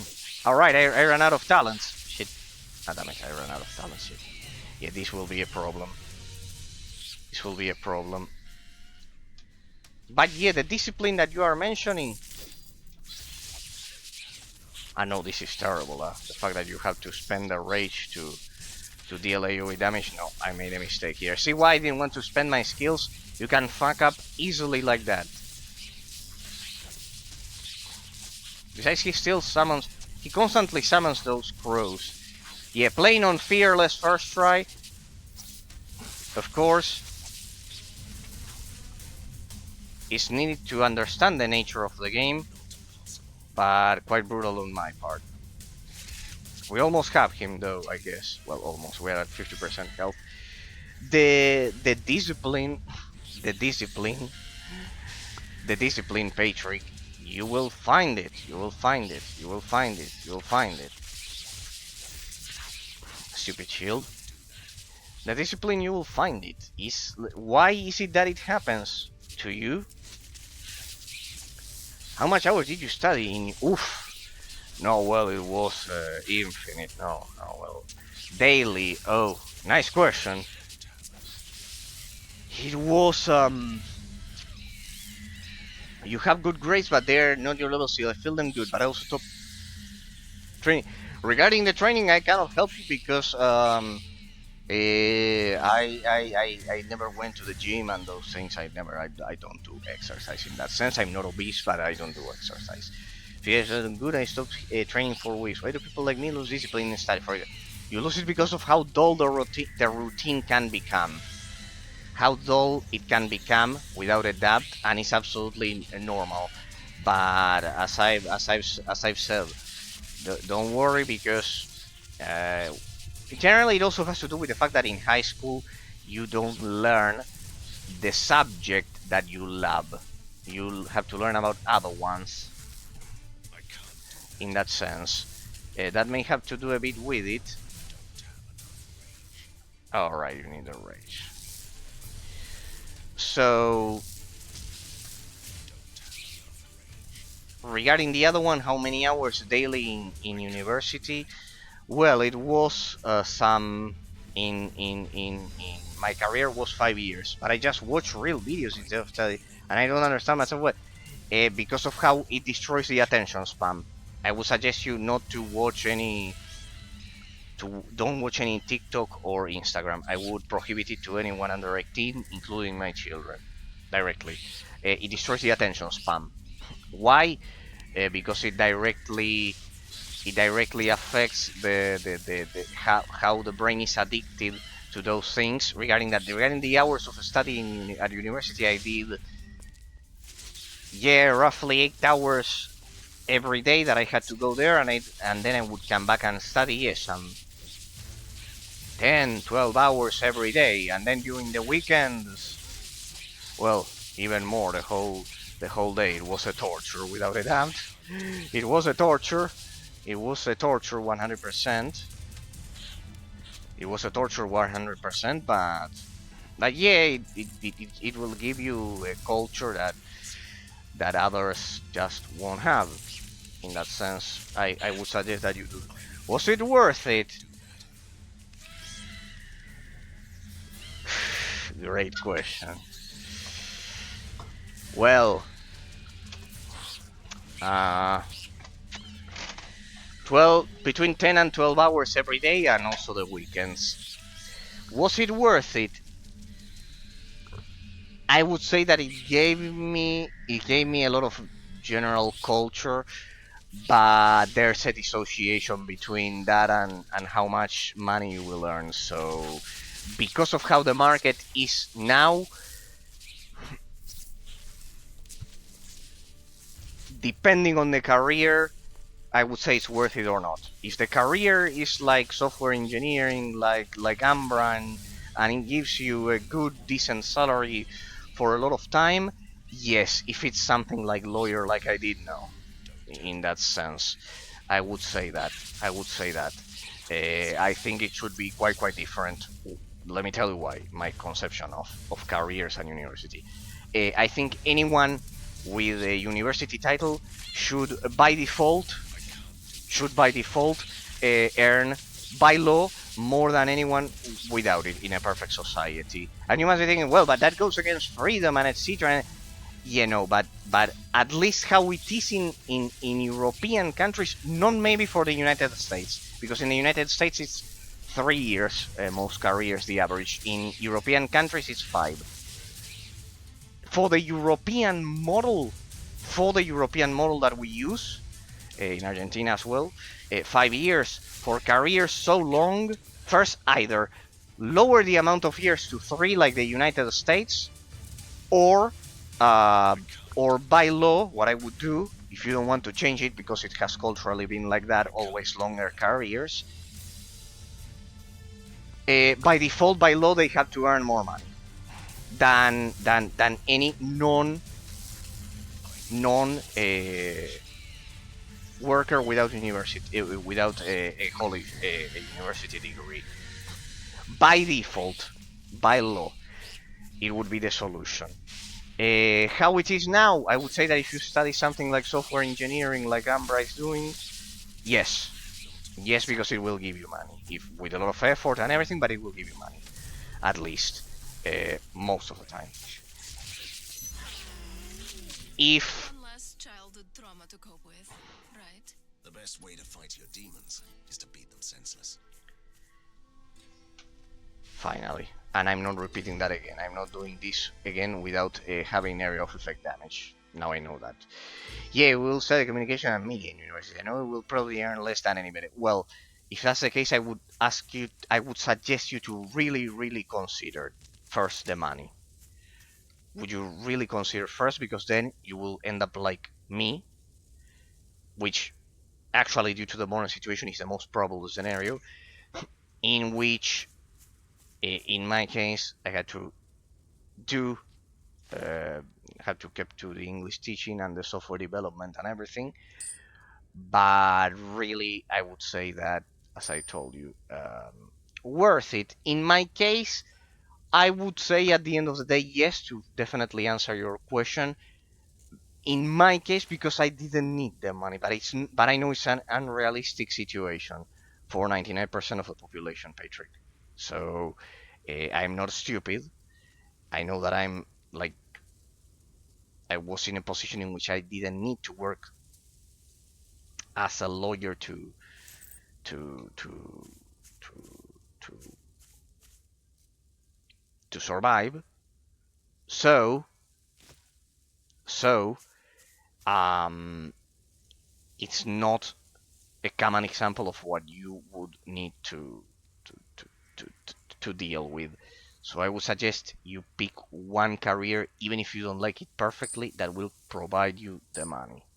That will provide you the money. Like the one Ambra chose for software engineering, something like that. All right. So in that sense, I would suggest that without a doubt. How much? You mostly spill the tea, and no, I cannot do that. I cannot do that, Patrick. I cannot do that, Patrick. I cannot do that, Patrick. I cannot do that, Patrick, because first of all, as I told you, it really, uh, I don't earn much on my own. It comes from my family's business, that is condo management. I cannot do that though. No, because it involves my family's business. I can't do that. I just know what I can tell you is that I could live off millionaire talks. No, no, no, no, no, no, no, no. I'm not millionaire. I'm not millionaire. I'm not millionaire. No, no. I am middle upper class. Let's say no, not millionaire. No, no. No, it's not millionaire. Thumbs up. No, no, no, no, no, no, no, no, no, no, no. I'm not millionaire. No, no, no, no. I'm not millionaire. And in fact, I would love for the Twitch channel to grow and have a lot of subscriptions, because the exchange rate does not favor me to fulfill my dream of moving to either Ireland or the UK. No, no, I'm not a millionaire.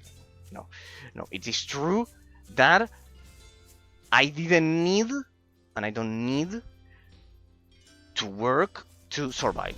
It is true. Because of my family's reason, not because in the US $1 million is not that. No, no, but I don't have $1 million. No, no, no. How am I going to have $1 million? No, no, no, no, no, no, no, no, no, no, no, no. First of all, we have a local currency that is quite devaluated because of socialist governments. No, no, it's not like that. It's not like that. It's just that, for example, I don't rent. I wouldn't need to rent. But you live with your family, with your parents. Yeah, but I could move to another apartment also for my parents, and I could live alone if I wanted to. In that sense, and I wouldn't need to rent, for example. But that does not mean being millionaire. That does not mean being millionaire at all. No, no. Is that I don't need to rent. Just that. I don't need to rent. It's true. But not that you are describing. No, it's not that. It's not that, and I cannot give you exact numbers because it would be also my family's business. It exceeds me in that sense. No, a million there, not that much. No, no. In the United States, depending on the zone, yes, you can. Depending on the zone, with a million, you can.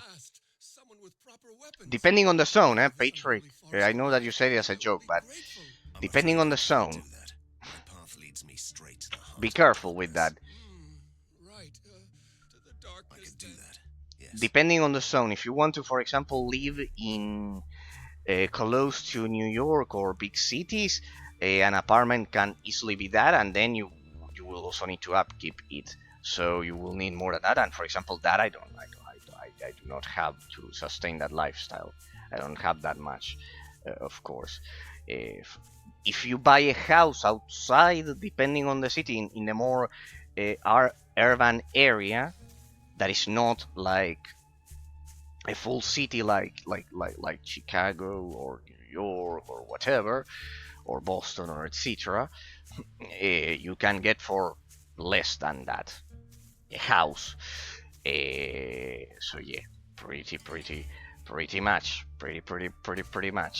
So depends on the zone, and the same goes for Europe, Patrick. The same goes for Europe. You did it. Uh, As my word, we for will example, never in let the this curse Netherlands, disappear.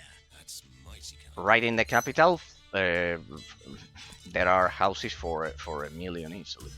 And I'm not talking about luxury, yeah, just an apartment like in a capital city, like that. And for example, that I do not have that much to do that movement right now, despite of my dreams or whatever. In that sense, I will have to, as I said, first take care of my family's business, and then maybe after some years, if I find a nice, kind woman to spend my life with, then I could consider moving not to one of a million, not to $1 million, Patrick, but maybe in a close to cities, pretty much close to city there, to any good big urban settlement, either in Ireland or the United Kingdom. The zone of Cork in Southern Ireland seems quite peaceful as well. I don't like chaos, as you can see. I try to avoid chaos, but I have a problem. I like cities, as I grew up in a city. I never lived in a rural area, so that's a dichotomy. Inflation is higher than a skyrocket. $1 million is 410 million Hungarian forint. Well, you meant the exchange rate for my country? No, well, my country is a champion of that. Of the local currency, you don't use the euro. You don't use the euro. No, we are worse than that. In our case, it's $1 is $1 is right now 1400 local currency. Now we don't. Okay, you don't have the euro. Okay, so you are in the same situation as me. In our case, it's the exchange rate is $1, 1400 local currency. What is your case? That's how devaluated it is. Yours cannot be worse than Argentina. It's 14. That's why that's the part that plays against me. Socialism and communism, that they have devaluated the currency deliberately, the local currency. So you lose with the exchange rate. That's what happens to me. Mayor has ordered a curfew. The monsters have been trying to sneak into the So yeah, village pretty during much. night. That's the part that is the reason why everything that I could potentially have does not make me what you are asking for. I had So it's searched $1, I need to know 1400. what happened in Borgova, So imagine, which that's the means problem. Pretty much. What is your case, Patrick? What's the exchange rate for the local currency for $1? Okay, I learned my lesson. We need area of effect. Can we already see? I already need a skill tree restart.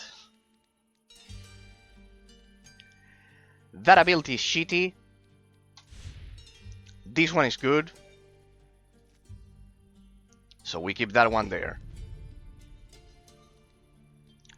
The exchange rate is $1, 337 Hungarian.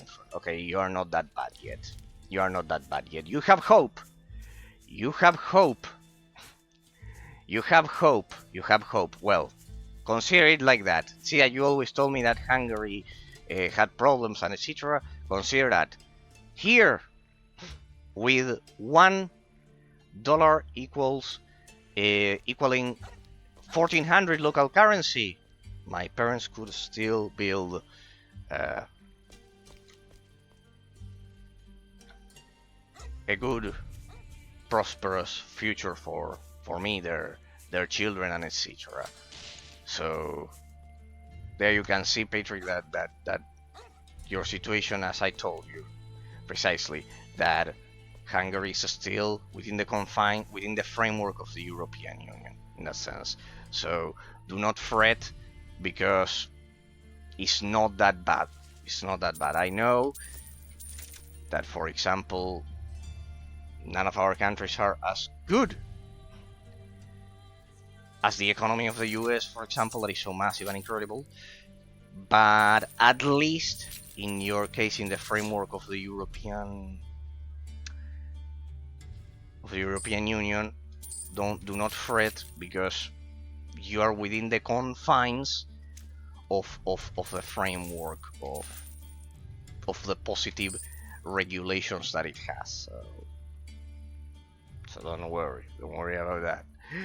I will go to sleep now. Thank you for the debate, boss man.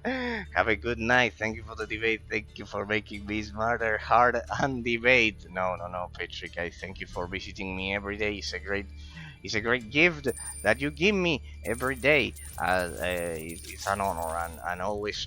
So even if I'm analyzing the games and everything, I will always have time for your for anyone's doubts and those things about the debates and everything. No, without a doubt.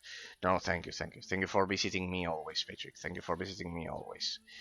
Poison damage there, defense. Let's buy gear because we are getting killed way too fast.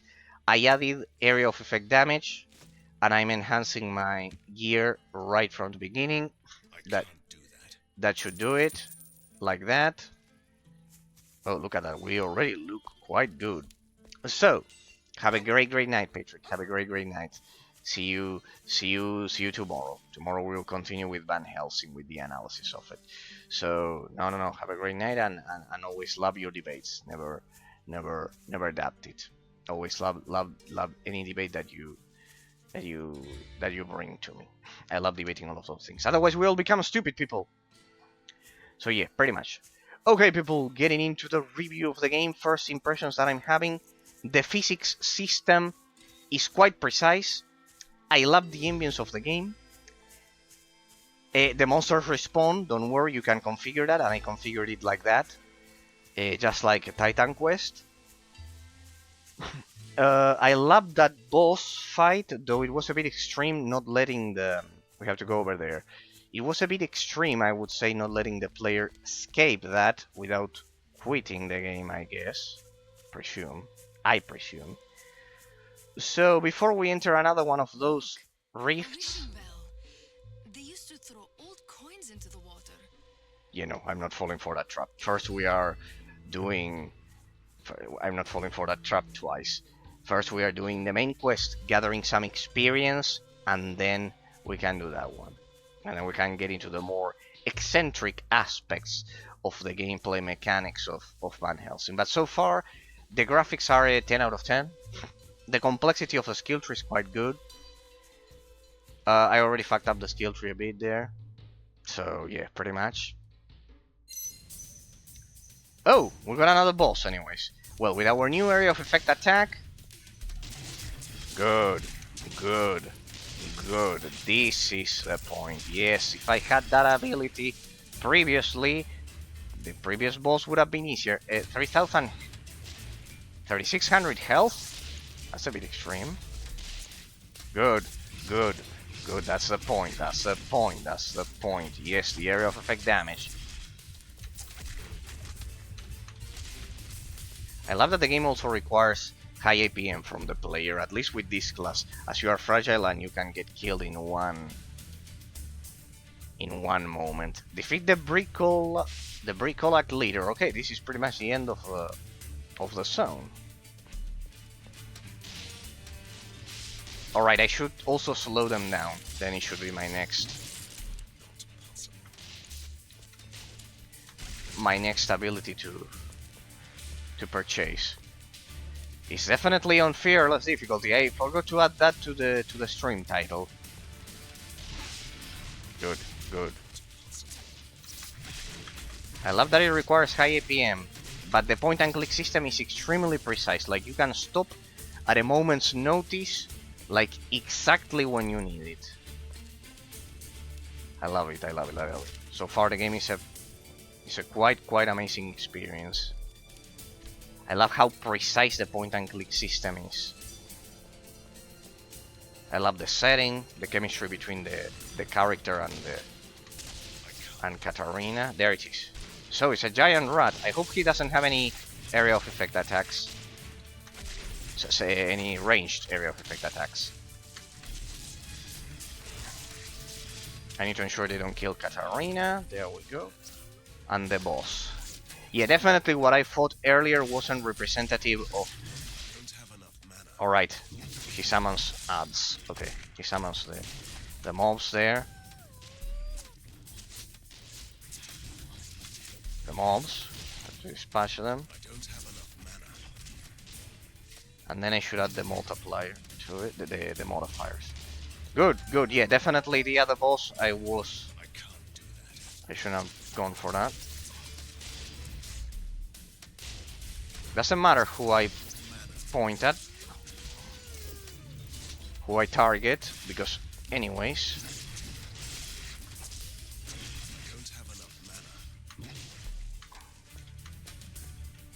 Because anyways, I deal the area of effect damage. I should have picked this talent earlier. There we go, right in time. I need to wait until Katarina returns. Get out of there. She still gives me passive bonuses, but we need to hold a bit more. To wait. Not bad. Are they giving me experience for this at least? I haven't been paying attention to the health, to the experience bar.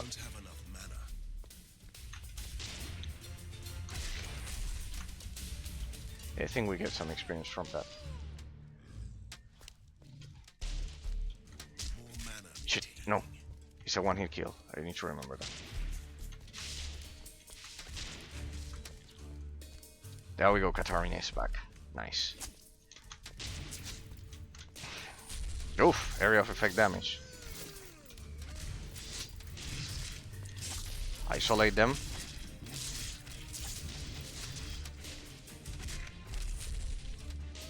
Oh, we got one here. I cannot let the mobs accumulate like that.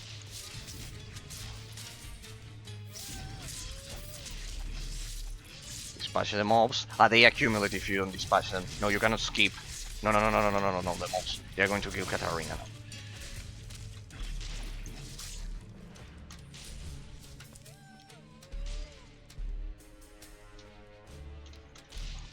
No, no, no, you need to dispatch the mobs. It's very well done.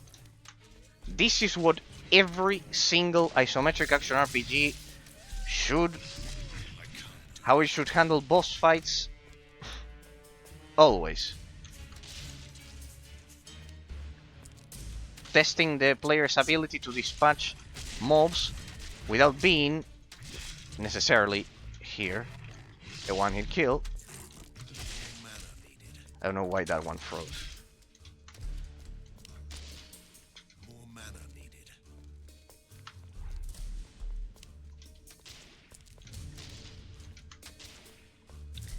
Ah, my attacks consume mana. I didn't know that. Slowly, but they do consume. I know it was my movement speed, this one, to avoid him.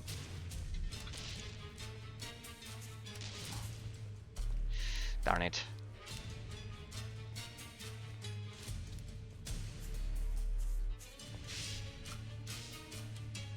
Katarina is back. Nice.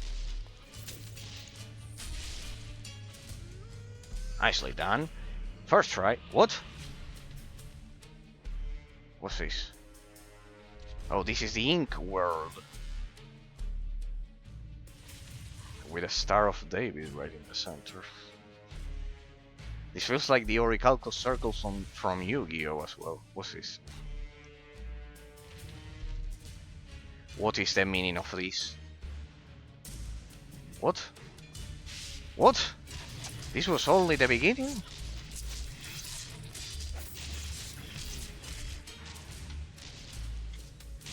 Summoner Sigil. I have to destroy them.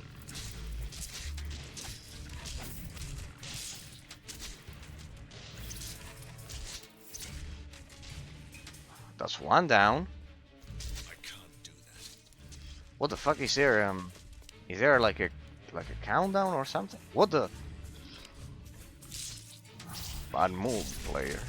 Bad move. Nice boss mechanics.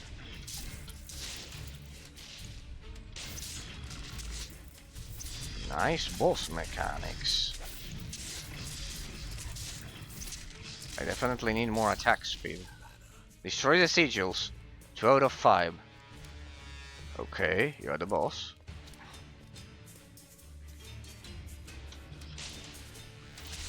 Beautiful music, by the way. Pretty well done. Pretty well done.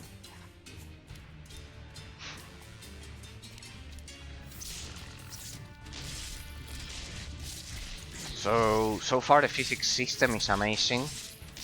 It's amazing. It's extremely precise. It has a natural... It perfectly measures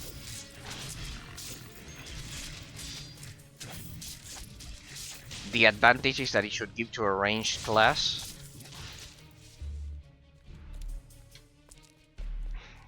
It perfectly measures them.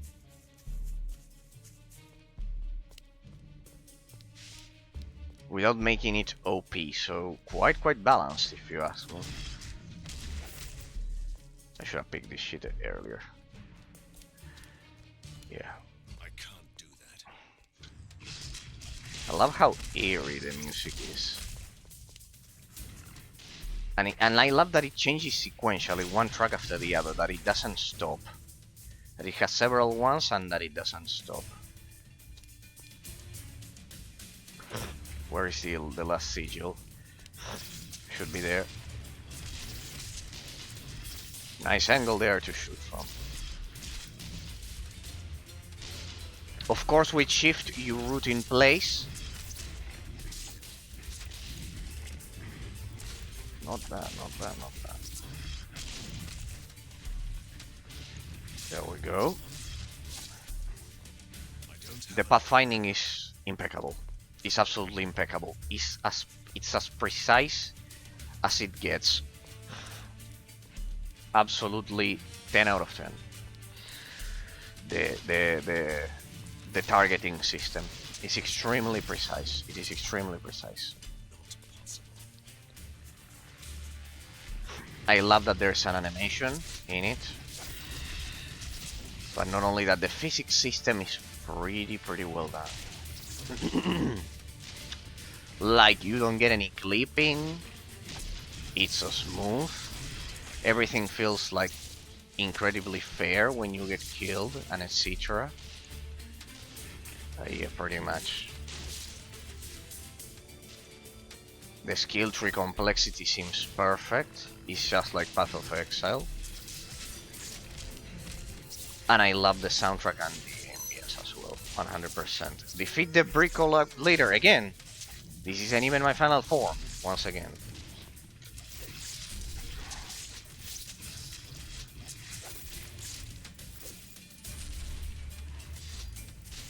This isn't even my final form, indeed. Damn it. Should have taken a bit more of distance.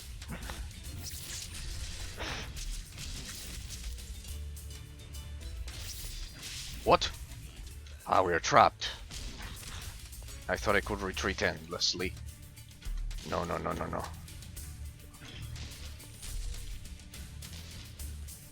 I thought I could retreat endlessly. Here? Yeah, I can. Then let's move him right to the center where we have more room to maneuver.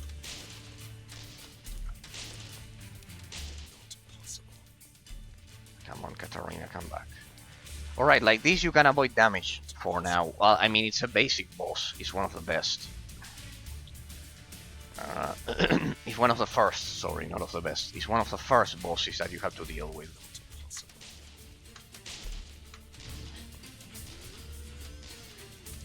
Summons.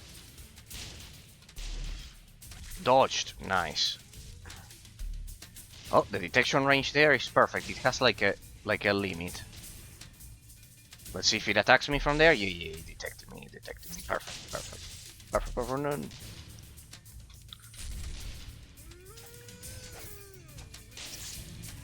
Nothing like hunting a werewolf to begin a review, people. It creates a natural source of difficulty there. The fact that you cannot get through monsters, that they have their own physics, just like Diablo 2 and all things. Yeah. The companion system is pretty well done. It adds a lot of complexity to it, as you have to deal with Katarina's health bar. You have to consider it.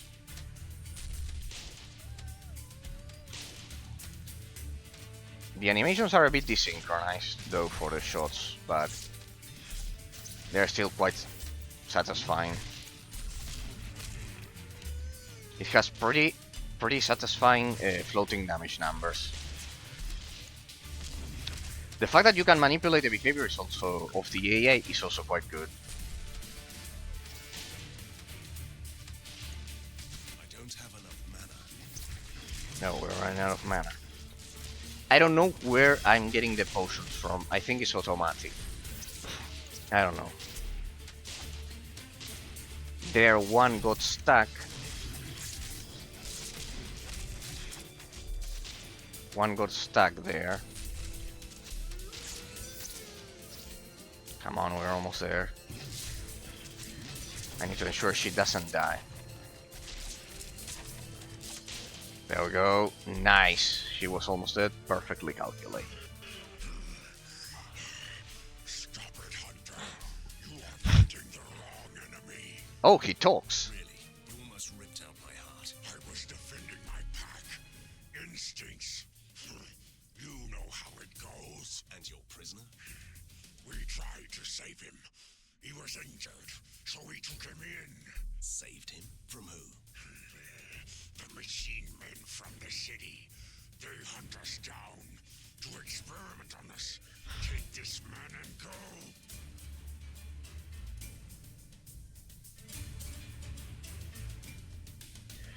go. Okay, okay. I'll leave you in peace. Appreciate that. I'll leave you in peace.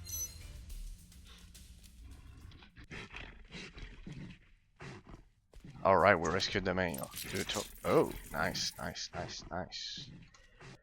Nice. Rare belt. Oh, look at that. The one that we have is better because of that crazy boss that I did at the beginning. Resistance is 8, 9. Ah, no. This one is better. It's 36. Okay, okay. Portal Town Scroll. Yeah, it's the first thing I saw about it. This one. Pistols. I'll switch this. I'm sick of the shit. I don't like it. Rare rifle. 25 seconds. Attack speed 1.5. And what is the other one? 1.1. Yeah, that's why I don't like it. 1.20. 1.50. Yeah, I'll stick to the ID and address for attack speed. Alright, we're still getting to know the game. Normal. This one should be faster, the attack. Let's see. Yeah, it should be faster. It should allow me to. My word. That was an incredible rescue, Hunter. It should be a. Entirely pointless one, so it seems. Don't say that. Good deeds are never pointless. Which means that you'll answer my questions, right? Certainly. But I must return to the village immediately. See you there. Alright, we rescued the mayor, people. Good. Good. Go back to the village and speak with the mayor.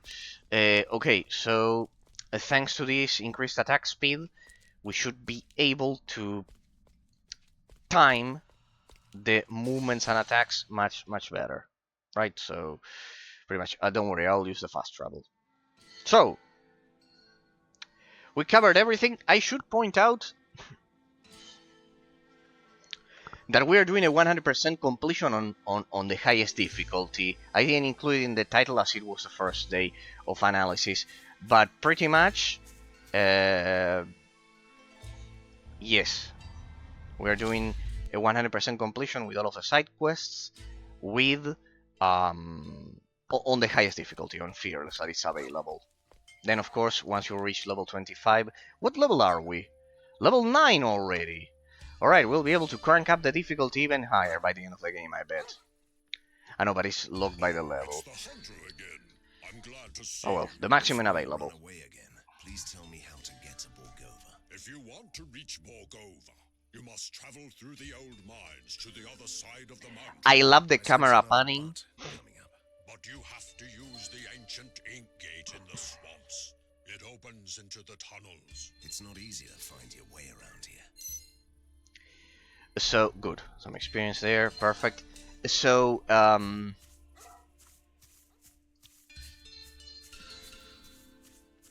love those camera panning movements, those small camera panning movements that it has for the dialogues. I love them.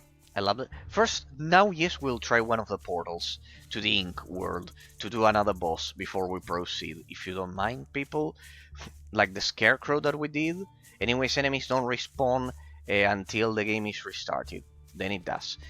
I want to check that out because that was a quite good boss at the beginning, the scarecrow. Yes, we died a lot, etc., but now I have some area of effect damage, we should be able to dispatch it. Now I know the mechanics a bit more. Let me check. So here's an ancient coin. Let's make a wish. I love the chemistry between Katarina and Van Helsing.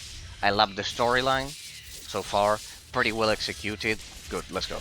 See, as you can see now we have a bit more of attack speed. This should give me a bit of... Oh! Oh! Oh, I didn't expect that. Okay, okay, okay, you are trapped there. Okay, okay, okay, okay, okay, okay. Okay, okay, okay. You are trapped, you are trapped, you are trapped. Okay, okay, okay, okay. You are trapped. Okay. Okay, okay, okay. Let's try that again. Good, good. The detection range is pretty well done. Okay, it locked me. I wasn't expecting that. Okay, okay, okay. Good, good, good. Good. It confined me within a small zone. Okay, okay. Oh, let's try that again. Now that we know that. Okay, okay, okay, okay. I love the random bosses in this game so far. I bet we'll have an analysis full of surprises. First impressions, as for the rest, the point-and-click system is quite precise. The character moves exactly where you want it to be. I love that it has this little animation, so you can have a visual evidence of your movements. It was a temporary ability of the boss, probably. Hang on, hang on. Hang on, hang on, hang on. Hang on, hang on, hang on, hang on. I love that it forces high APM on the player. And all of the bosses so far conjure up mobs. They summon mobs to deal with. It's quite good. Like this, like it forces you to... Darn it.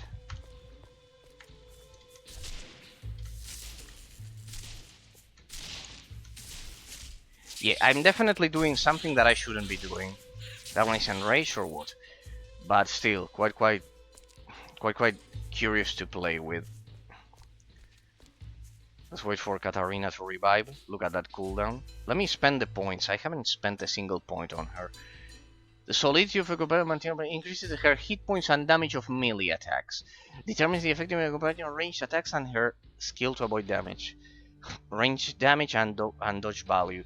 Determines how close your companion is to complete it and increases her resistance to all attacks.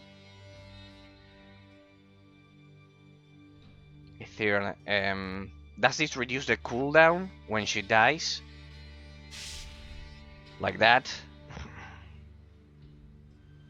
No.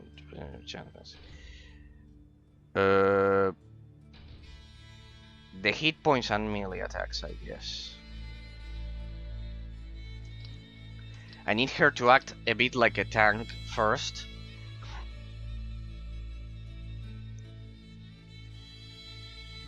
So we'll spend more there. We'll keep that one up to 10. The dodge value, though, could help her as well. It could help her as well. But still. I'll keep it like that. I'll leave those three. We'll do it like that. The behavior, I'll leave it at assist. The closest enemy damage. Your companion will attack those who would do you harm. Enemies will prefer. Will also prefer her as their first. Okay, this is like a tank, so I'll keep her there. And this one, as long as she's alive, it boosts my magical item chance now. Spectral nimbus around, and we are still way too weak to care about other things. There, so she enhances my defense. There we go. Let's try that boss again now that we've distributed those points. And in my case, and the range.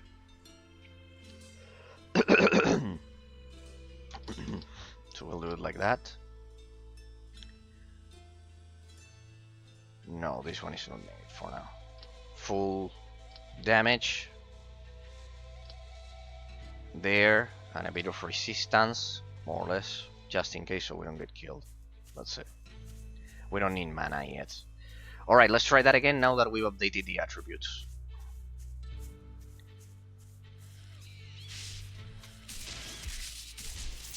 Oh boy.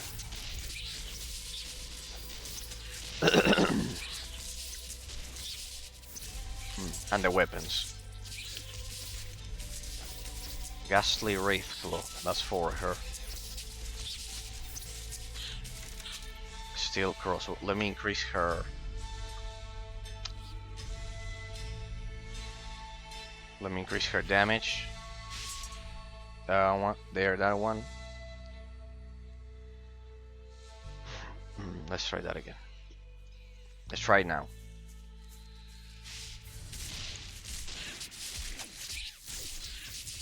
Damn it. It also should increase my range, so yeah. Barrier, it activated the barrier. There. Come on, Katarina, don't die. Damn it, shit. Can you destroy it? No. You cannot destroy that barrier so easily.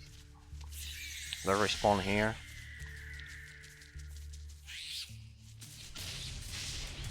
We have the damage, I think.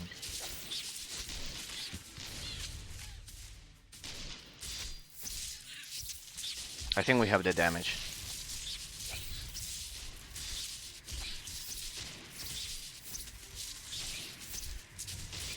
The other one. Kill the mob. Well, there it's a bit difficult to target it. Ah, area of effect there. Good. See, I told you. Told you we could do it. Nice. We cleared that part of the map as well. Good. Good. I had to pay for a respawn, but still was worth it. We are gaining in experience, people. We are gaining in experience. Oh, forgot about that. Nice. 2-hit kill. We are making progress. What about this one? Oh, he's clearly oblivious to his situation. Are you jealous? Nonsense! He is so weak that I could control him with my will. You can control other ghosts? Weak ones? Yes. Want me to show you?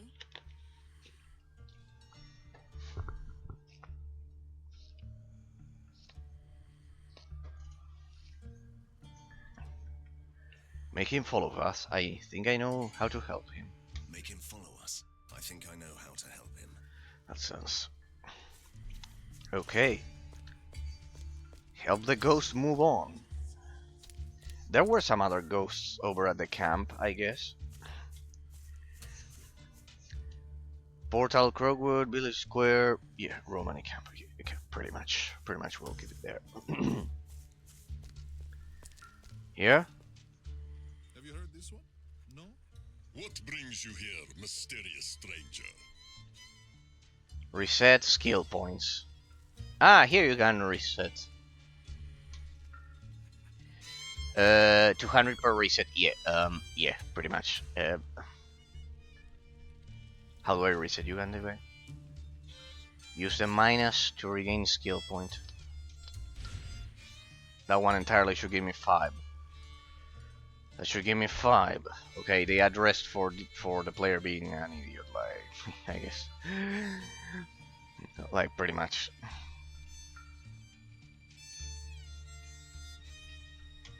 Reset. Okay. The other one, this one I don't like it a lot. Don't I have any other escape ability?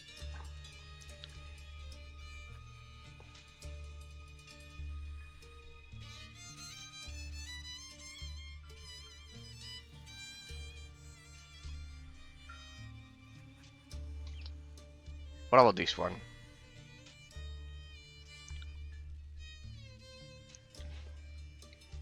Three-meter radius.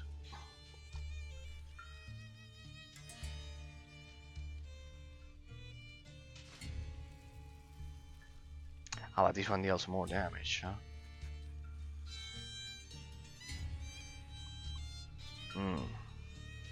Yeah, but this one deals damage and does not stack.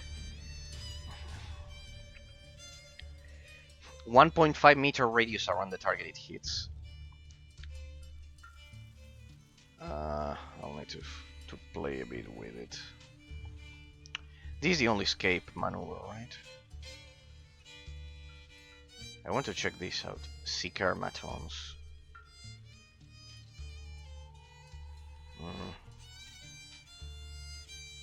Oh, this one is for summons.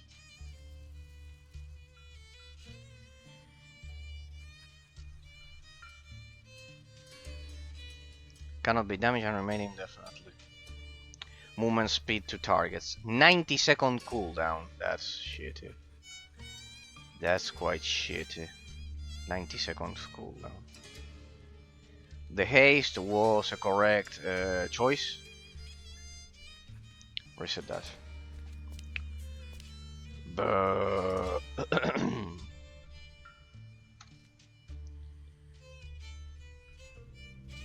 this one deals the most damage.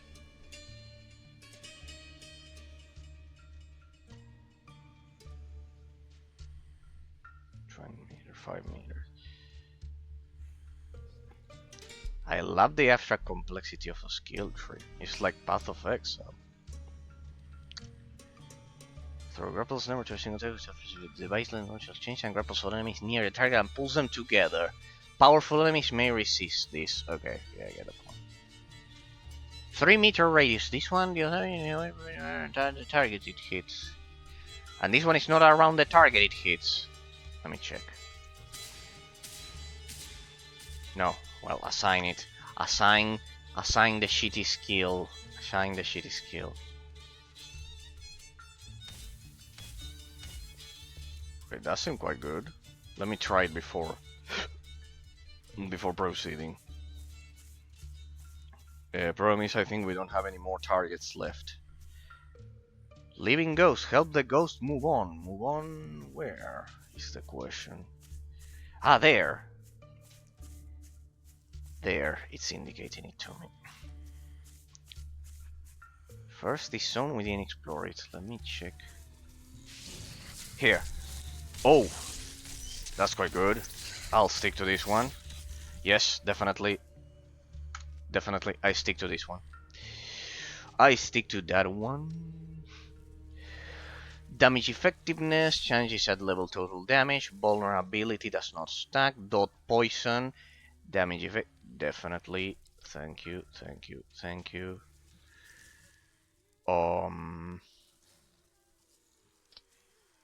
Just increase it like that. We'll leave some skill points though. 50% of weapon damage. The vulnerability lasts 3 seconds longer. And what are those other two? Minimum skill level required to 10. I don't have them. Okay, they are like passives. They're like passives. These ones are actives. Over time is increased by 50%. Okay. Area of effect is increased by 1 meter now. I'll get this one.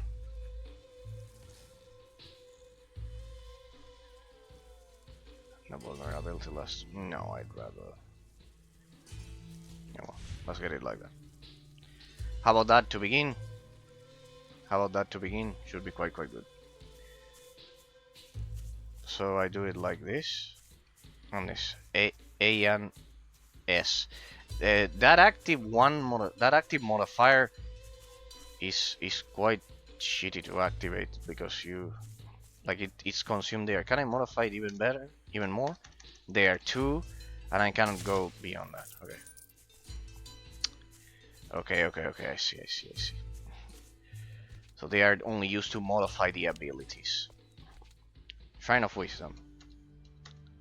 I understand. Thank you. When I'm ready to go, will you help me go like that? Will you take me here? If that is your wish. Oh, Van Helsing, you do love me. Come here, you. Don't you even try.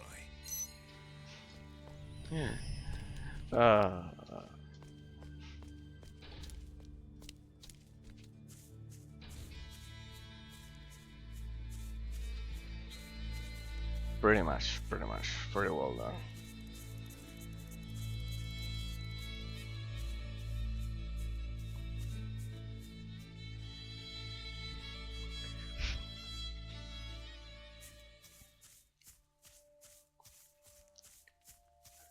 We have a lot of side quests here, or is it all part of it? Well, we completed that first zone.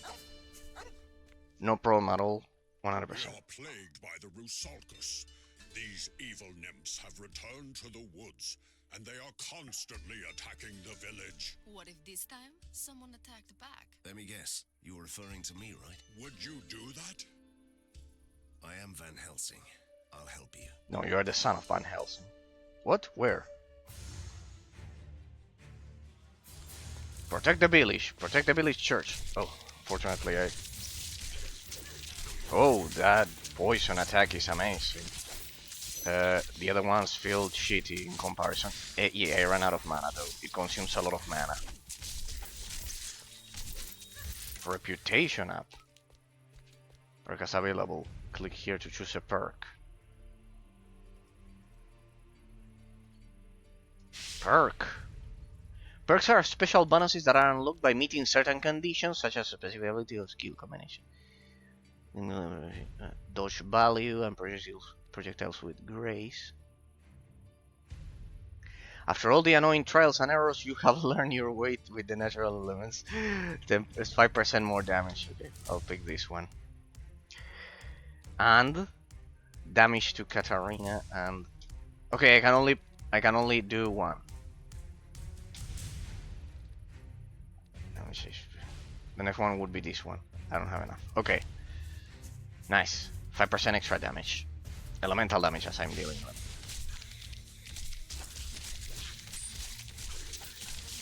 Okay, this one is also around the target. The description is a bit... it defaults back to the normal one if I run out of... Okay, it consumes a lot of... Damn it, it consumes a lot of mana. I'll need good mana regeneration for this one. It has a high mana regeneration, but still. It allows me to dispatch. I don't have to waste bullets with this. Okay, this one demands higher mana regeneration. Okay. Okay, there's a counter price to pay. This one increases my mana. Okay. I need to increase my mana. There's a price to pay. So you have 2 resources to take care of: rage and mana. Still quite powerful. Besides, it also has the damage over time. Not bad. You can multiply even that. Quite complex.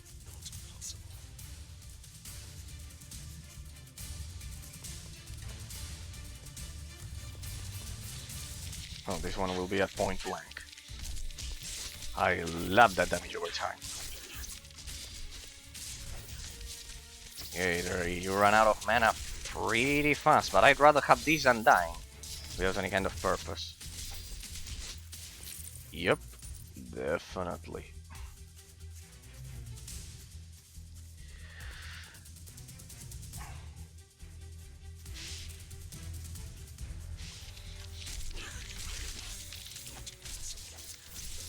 Not bad.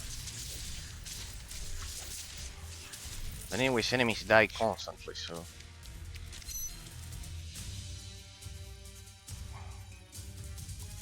The more I kill, the more the rage will enhance the attacks, and I'd rather use that resource instead of the mana.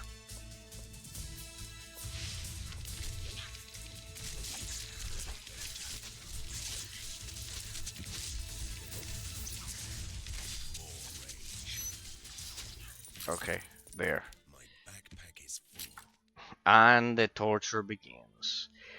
Oh, we got a legendary here. Look at this. Or not. Hamchester, sort of. Ah, it's the one that I have. Essence capacity, attack speed, blah blah blah blah. But it's a bit less gifted than the other one. Defense 19, physical resistance 18, advanced gunnery, elemental resistance, and dodge value plus 28. Indeed, because of that, I picked that. Elemental resistance, physical resistance, HP, 3%, 3 poison damage bonus. Damn it, this combos beautifully with my shit, with my build. Elemental resistance is there. That one is quite good. 15% gold fine. Poison damage bonus. Okay. This game's stats are starting to be interesting pretty fast. Lever crossbow 20, 25% extra weapon damage. Oh. Ah, the one I have, it also has that. Good. Item defense, elemental defense, save mana. We need that definitely for now. Heavy boots. Defense 33. It's double what I have. That was outdated. Inventory is full. Caplock revolver.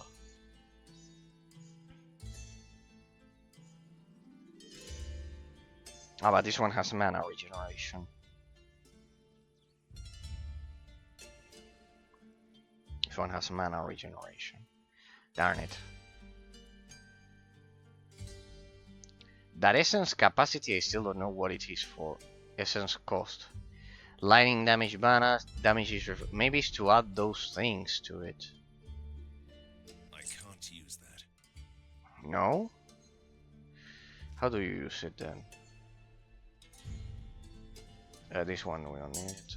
What about that one? Caplock revolver. Magic pistol. No.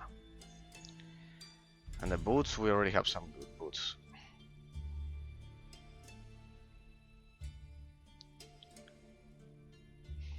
Minor Wraith Mark, that is for Katarina. Wait. That one. Good.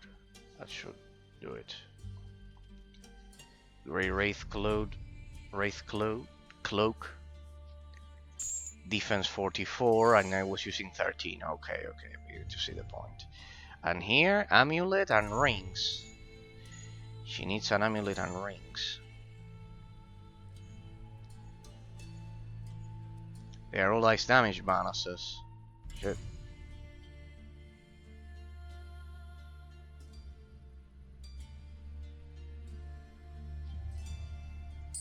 Maybe let her use that one as it says minion health. I know, but it must be my minions. Well, whatever. For now, have that one. I don't know, and rings. I don't know. Well, pretty much. Let's make her even more resistant so she doesn't die.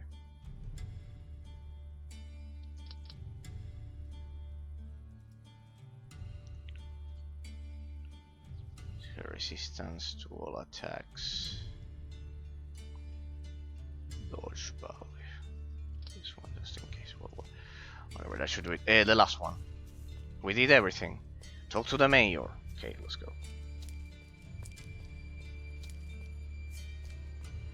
It's on. You did it. You banished the Rasalkas for good. Monsters never disappear for good, but you'll be safe for a while. We go back to normal.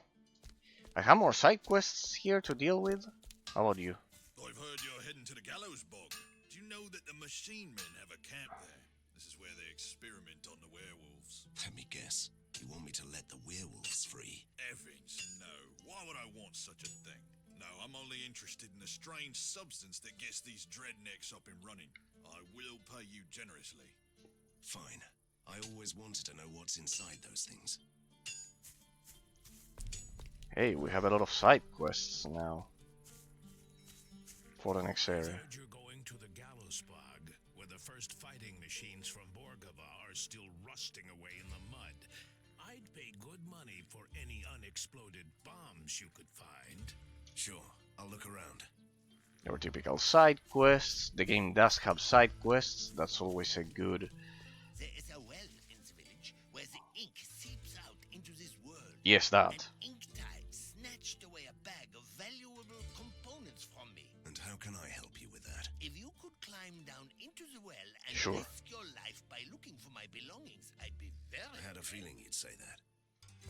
Good. We'll do that one first. I've heard that you are heading for the Gallows Park. Tread carefully on the old battlefield.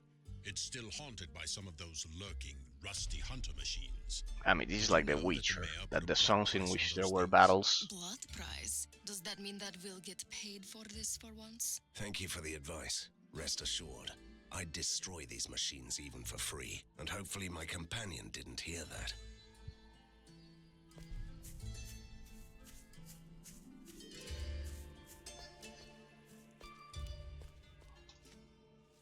We are doomed.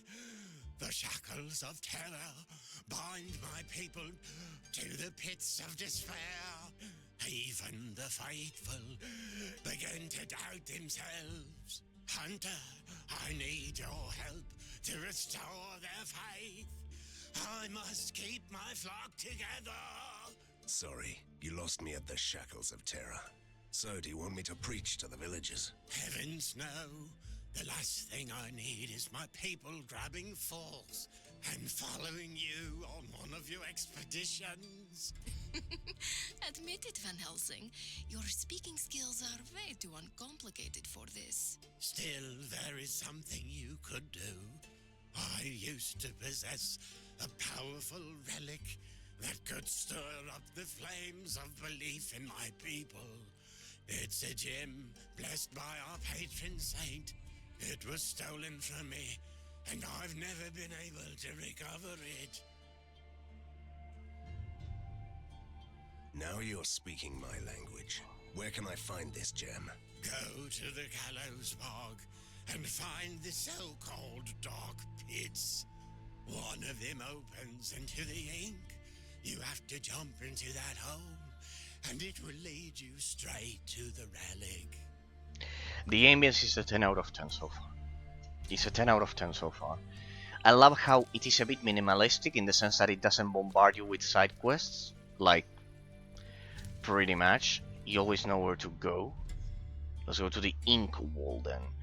But I love the soundtrack and the voice acting is quite good. It's like a pretty good like medieval setting 100%.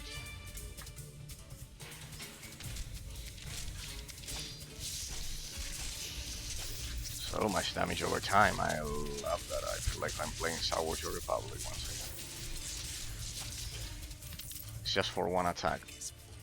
Ah, yeah, true. We begin with the torture. The inventory is full. That was a supercharged one. I have it at 3. Look at that, people. See that I'm activating that multiplier. So you have to constantly activate the multiplier, and you use both of skills. I'm beginning to see the flow of combat.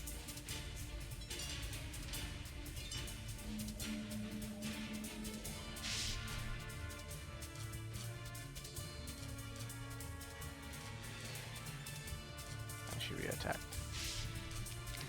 Sell items in her inventory. What? I can send her to sell items? I mean, the multiplier definitely plays a role here.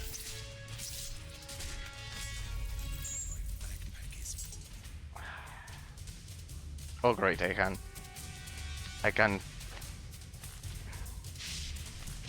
do this shit.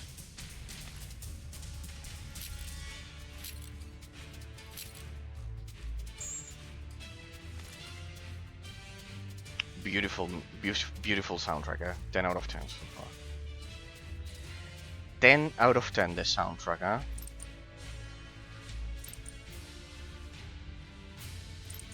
Ten out of 10, like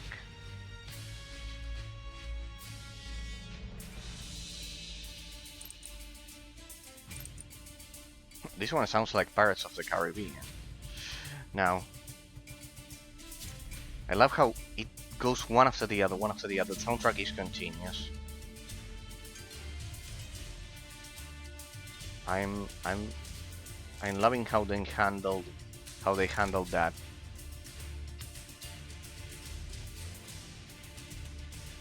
So let's try that of sending her to sell stuff as we loot new items on the ground. Defense 39. Nice. Oh, look at that. We already have a good cape there. I love it. We always need a good cape, people, to be legendary. Go shopping. Send your companion to sell items in her inventory. No, I wanted to... Trying to get rid of me? Don't you know it's futile? Alright, and then 54 seconds, okay. Wow. Wow. They use the companion system with a lot of ingenuity. This is also part of a Star Wars Your Republic, that you can sell your inventory to sell common, your companion to sell common items in your inventory. Wow. They thought about it very well. Oh, it has a limit of 3. Or not. No, I think it's a limit of my rage, because I'm trying to go for this one. Don't have enough. And besides the dialogue line, pretty well done. No, I'm sorry, this game so far is a 10 out of 10. Huh? It's everything that an isometric action RPG should be. Well, so far, it's the first day of analysis, people. Then we'll have time to find some defects, but...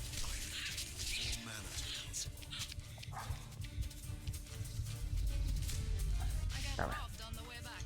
All the money's gone. Shit, so close. I killed it even.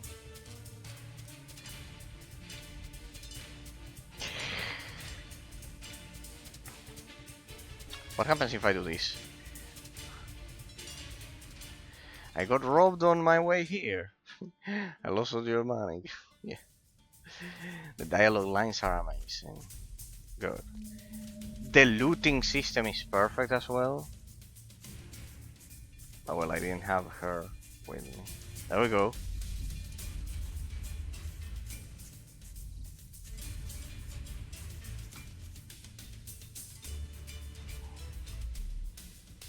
Critical damage, advanced gunnery, regeneration, physical resistance. No. We keep our hat. We need a poison resistant. Increase attack speed, thank you.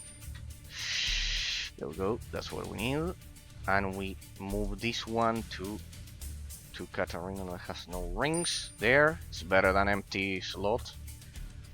Always. No, whatever. Let's go. I don't know how the game handles loot, but it does look quite random. I like that. I love how the cape also is improved. It defaults to a normal attack there. Alright, go. Mythical lightning damage, push it. It gives you all of the description there. Good. XP bonus, nice. And let's kill some stuff there quite fast. Come on, we need to kill a lot. We have an experience bonus for some seconds. There you can see how much it lasts. 2 minutes. More reasonable than Titan Quest. Titan Quest is way too short. Come on, let's move over there. Come on, another batch of enemies, please.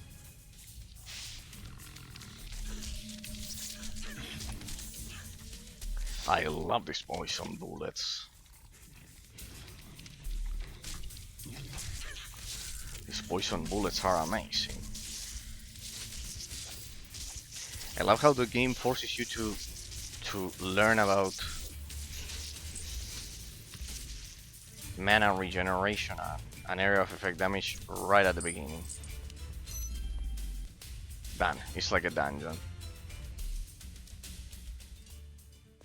And the bonus skill. Okay. Return to the alchemist.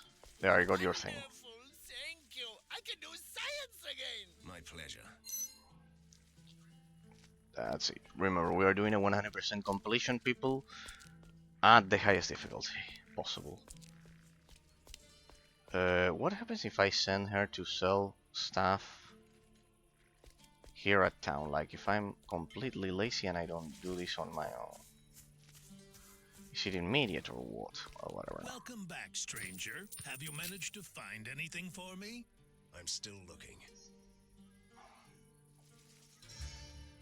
No, this one is much better. 9 to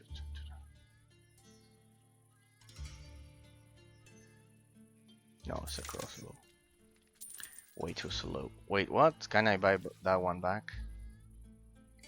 Physical resistance. Yeah, it's what we need right now. No, this one does have it. HP regeneration. No. Huh? Unidentified. Ah, we got legendaries there. Increase weapon damage from poison skills. But is her poison skills or mine? Anyways, the defense is high.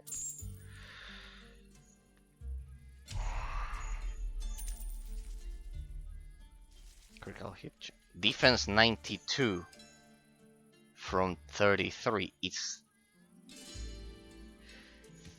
3 times that one. HP and bonus. Good. Give me that amulet. You use this one. Sell this. Ice damage. We are not doing ice damage. Equipped. 30% weapon damage. Critical damage. Sell it. How do I right click to identify? Okay. Identifying.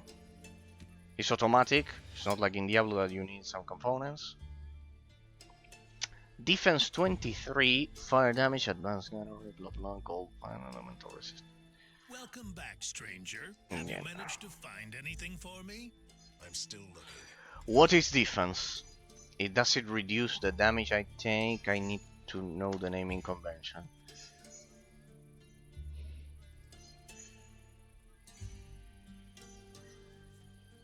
Details. Defense. CC resistance. Crowd control resistance. These are stuns. Defense. Defense. Strongest skill, the wingless Messiah. Indeed, that one that we had to be.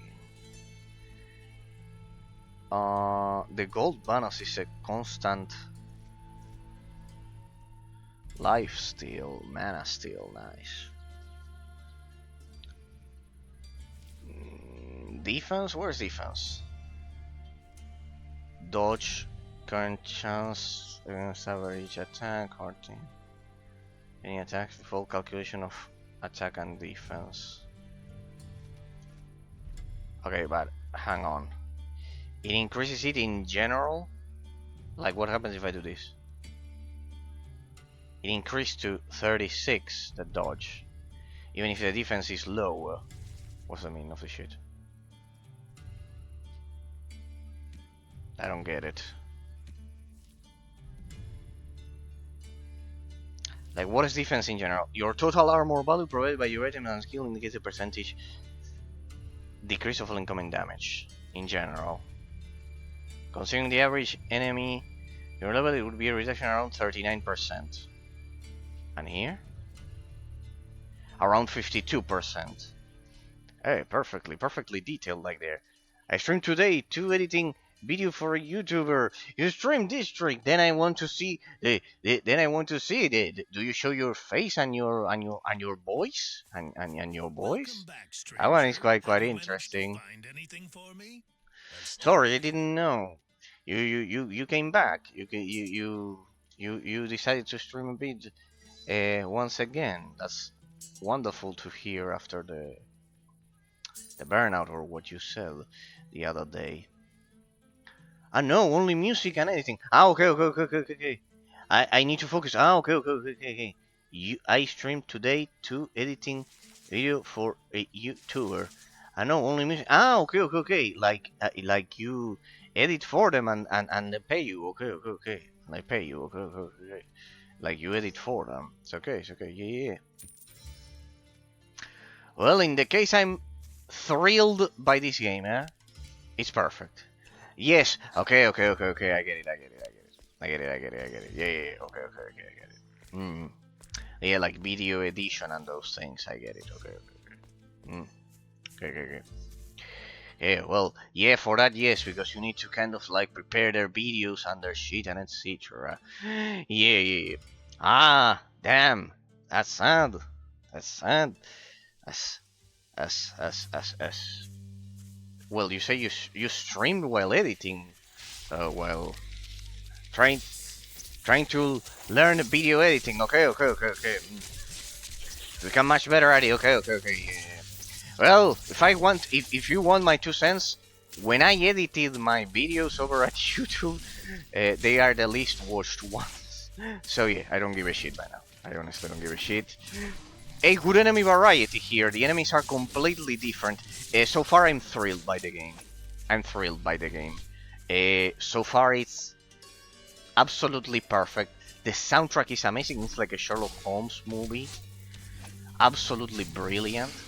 Yeah, regarding the streaming that you said, well, that's the thing. That's the thing that I always don't like about Twitch and those things, that you don't get to see the face and voice of your audience. Looks like Titan Quest. No, it's much better. Huh? Well, no one can be better than the father of 3D isometric action RPG games. In that sense, there's a historic context to it, but is quite amazing. No, the skill tree is like Path of Exile. Well, I mostly stream while editing. So you stream the music while editing for one reason. So you stream like the music while editing. That's original. Like while you edit the videos for the person publicly, you stream music, like just the static image. So the guy who I made videos for can see is made by a human and not artificial intelligence. Because nowadays everyone can use AI and, and claim they made it. Ah, okay, okay, like a proof. Okay, okay, okay. Okay.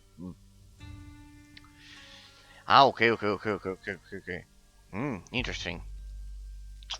Like now the AI can edit shit, can edit videos.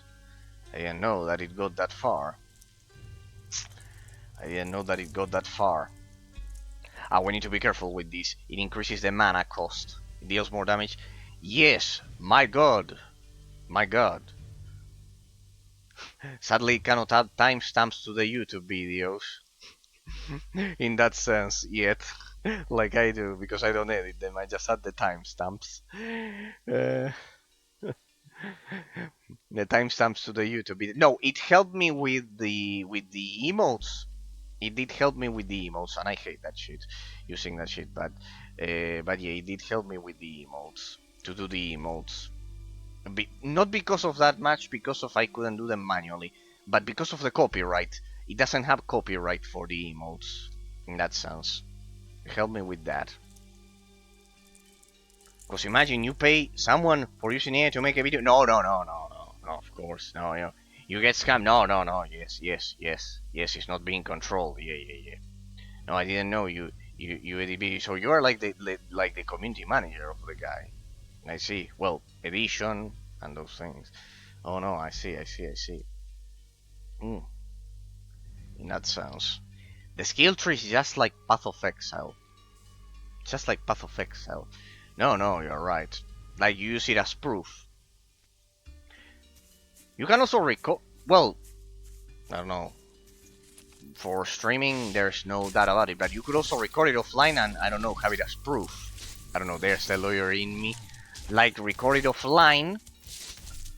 Because maybe you don't want to stream it directly. Record it offline and have it as proof. Get a just a viewer, smile. Okay. He's doing a horror marathon this month, and I make a video with all the crazy jumps and scary scenes. Okay. Like a compilation. Not just a viewer. Okay. I get it, I get it, I get it, I get it. You do love the communities that Twitch create, that's for sure. That's for sure as well. Yep. Okay, okay, okay, like a compilation. And oh, that's good, that's good. If everyone was like that, we wouldn't have, like, the platform full of kids watching Fortnite for 5 seconds with the attention span of a fucking rat. In that sense, and everyone would be happier, the streamers and people, without a doubt. Yes, you need more rage. I love that this game has 2 resources to play with. It has a lot of abstract complexity to the economic resource management of it. So far I'm loving the game, huh? It's like perfect. I love the image and the soundtrack and everything. You stream for 3 hours and 30 minutes. This is a record. No, why? No, I've done 4 hours. And 5 hours a lot of time. No, why you say? No. No, I've done 4 hours several times. Several times. No, why? Why do you say? No, no. No, why? No. I generally stream for close to 4 hours. No, no, it's not a record. Why? No. I've streamed for 4 hours. Sometimes the highest I've done is 5 hours. When I was doing a special long ago. Because I saw you mostly end stream when the time reaches 3 hours. Yeah, but it depends when... Generally, when I start. Like, it's because I have to go to eat. Basically, I need to have dinner. You know that I had this discussion with a friend from the US. That precisely she told me while playing, you Italians have your posh long dinners. Basically, when I picture Italians, you have your long dinners, and I told her, yeah, it is true. We last, our dinners last a lot of time. We spent a lot of time. But that's good, because you digest the food slowly at the end of the day. But it is true, yeah. I can spend like never less than an hour and a half having dinner. Like, I know that a lot of people take 20 minutes or something, an hour and a half minimum to 2 hours.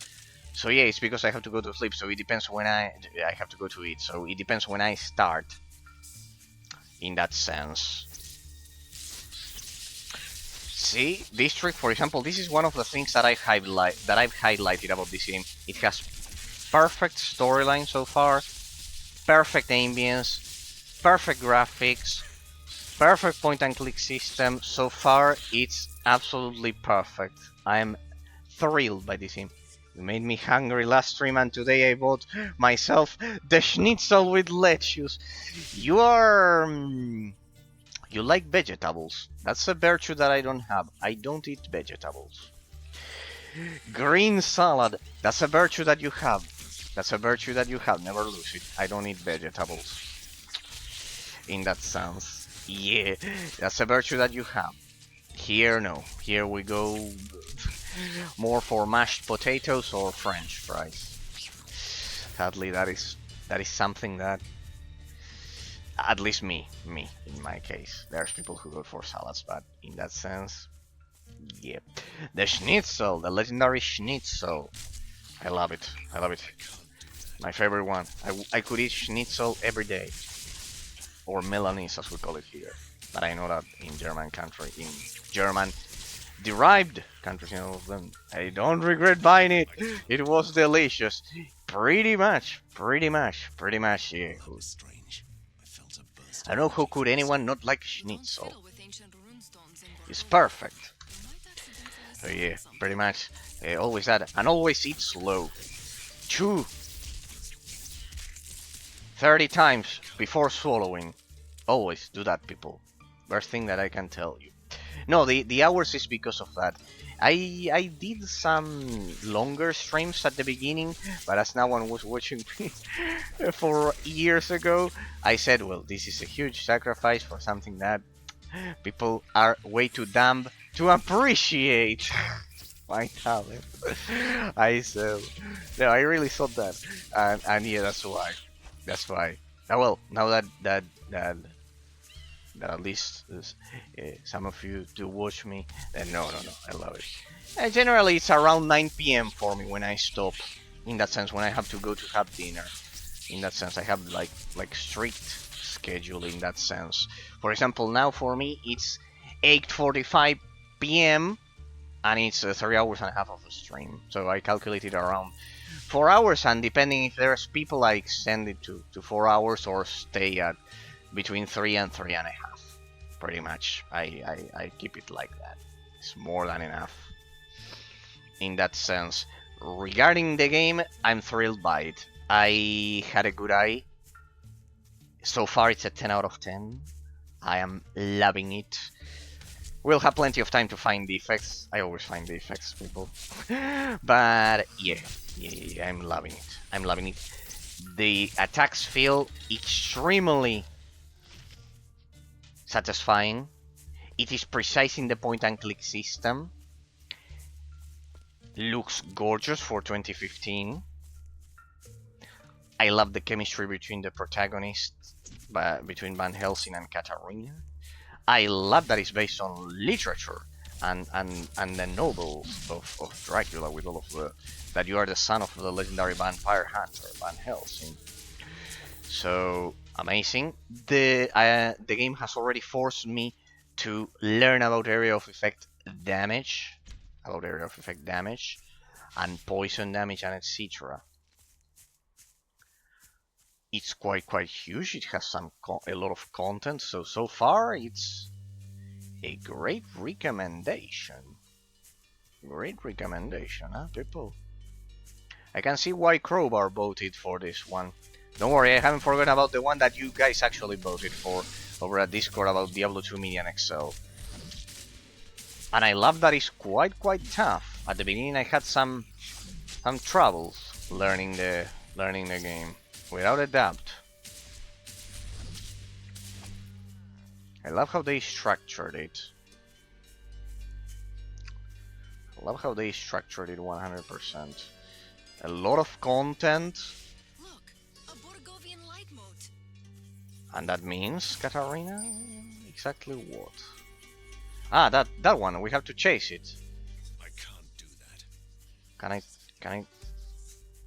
Do I have to catch it, or does it just guide Are me? you sure you want to follow that light? You must have heard the tales. About the hunter who's not afraid of lights? The other one, who gets killed and leaves a beautiful ghost bound to a corpse with a big hat. Oh, interesting. Hidden content found. Alright.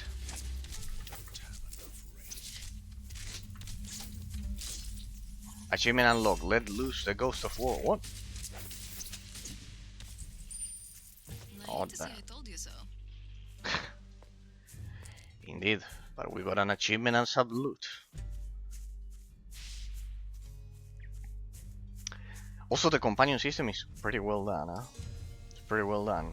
She plays an integral role in how you handle groups of mobs.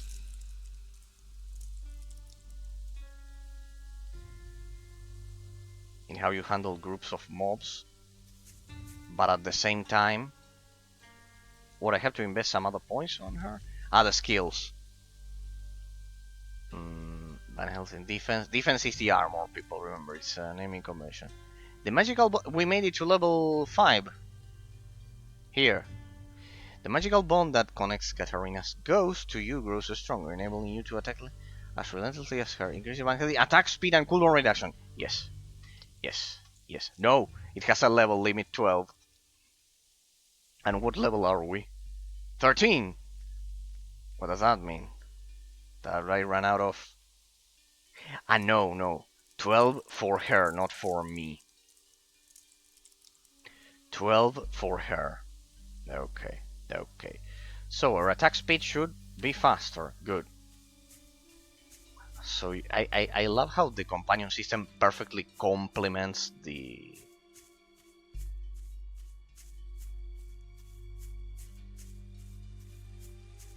extra complexity of a skill tree. Huh?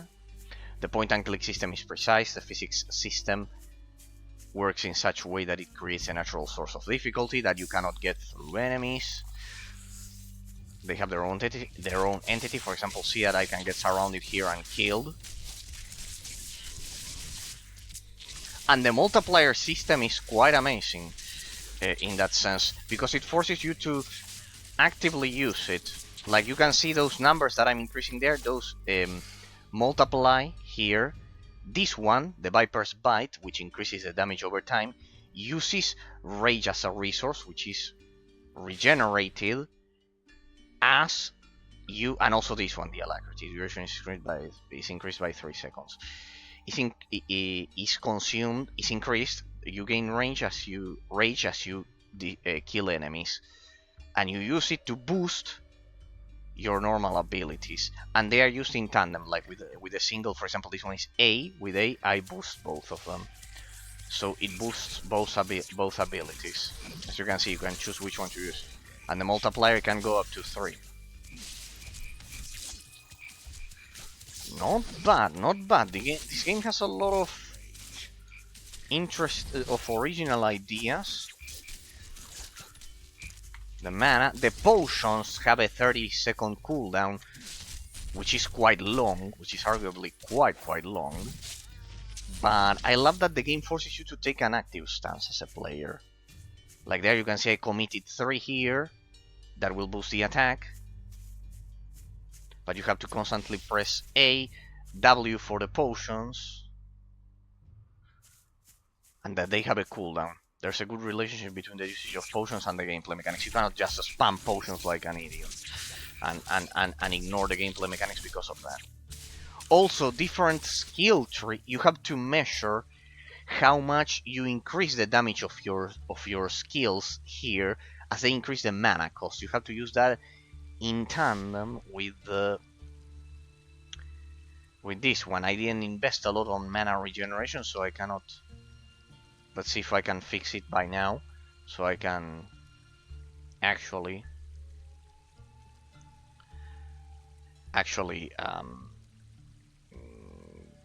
have a more positive mana regeneration.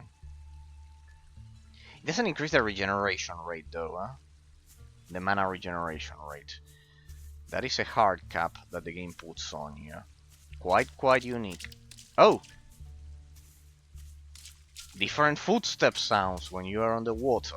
Not bad, not bad. Well played, developers. Well played.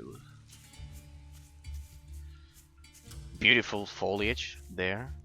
Beautiful foliage there. 100%. It's amazing for 2015 even. Oh yeah. Oh, the ambience is amazing here. Absolutely amazing. Mythical poison, they are resistant against my poison damage. I don't give a shit. Don't have enough mana. There, 30 seconds of cooldown for the mana. I love that the game leans towards a slower gameplay mechanics. In that sense, rather brief encounters with pauses. So you can move the idol, for totally mysterious reasons. Her comments are perfectly placed as like a background voice for the actions of the player breaking the fourth wall, and we could see throughout the whole 3 hours of first impressions that they have a perfect chemistry between them.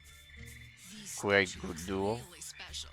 I bet he used to be a great Vadiano kid. Not only that, the fact that she acts as a tank, or I bet you can make her act a bit more like DPS and you work more like a tank. It's pretty well done. The difficulty is pretty well measured. I got killed when I attempted to do bosses. Oh, I forgot about the multiplier. There we go. That should deal more damage. Yeah, you should always suspend your rage constantly, so the attacks deal more damage and you don't spend that much. And then you default to the basic attack when you run out of You default to the basic attack when you run out of. Don't have enough rage. Of mana. Very well done, huh? Like that. But the basic attack deals more damage. By default. Okay. And you regenerate everything instantly after 5 seconds of not being in combat. I love how they did the pacing. The ambience sounds like a Sherlock Holmes movie, pretty much. I love that they went for a more mysterious tune for the music rather than eerie and mysterious. Quite refined, rather than action-based in that sense. And the point-and-click system is one of the most precise I've seen in my life. It's more precise than Diablo 3. Even. Those small tunes, they are amazing how they did. Hey, the map is massive, look at this shit. Diablo 3 doesn't hold a candle, for example.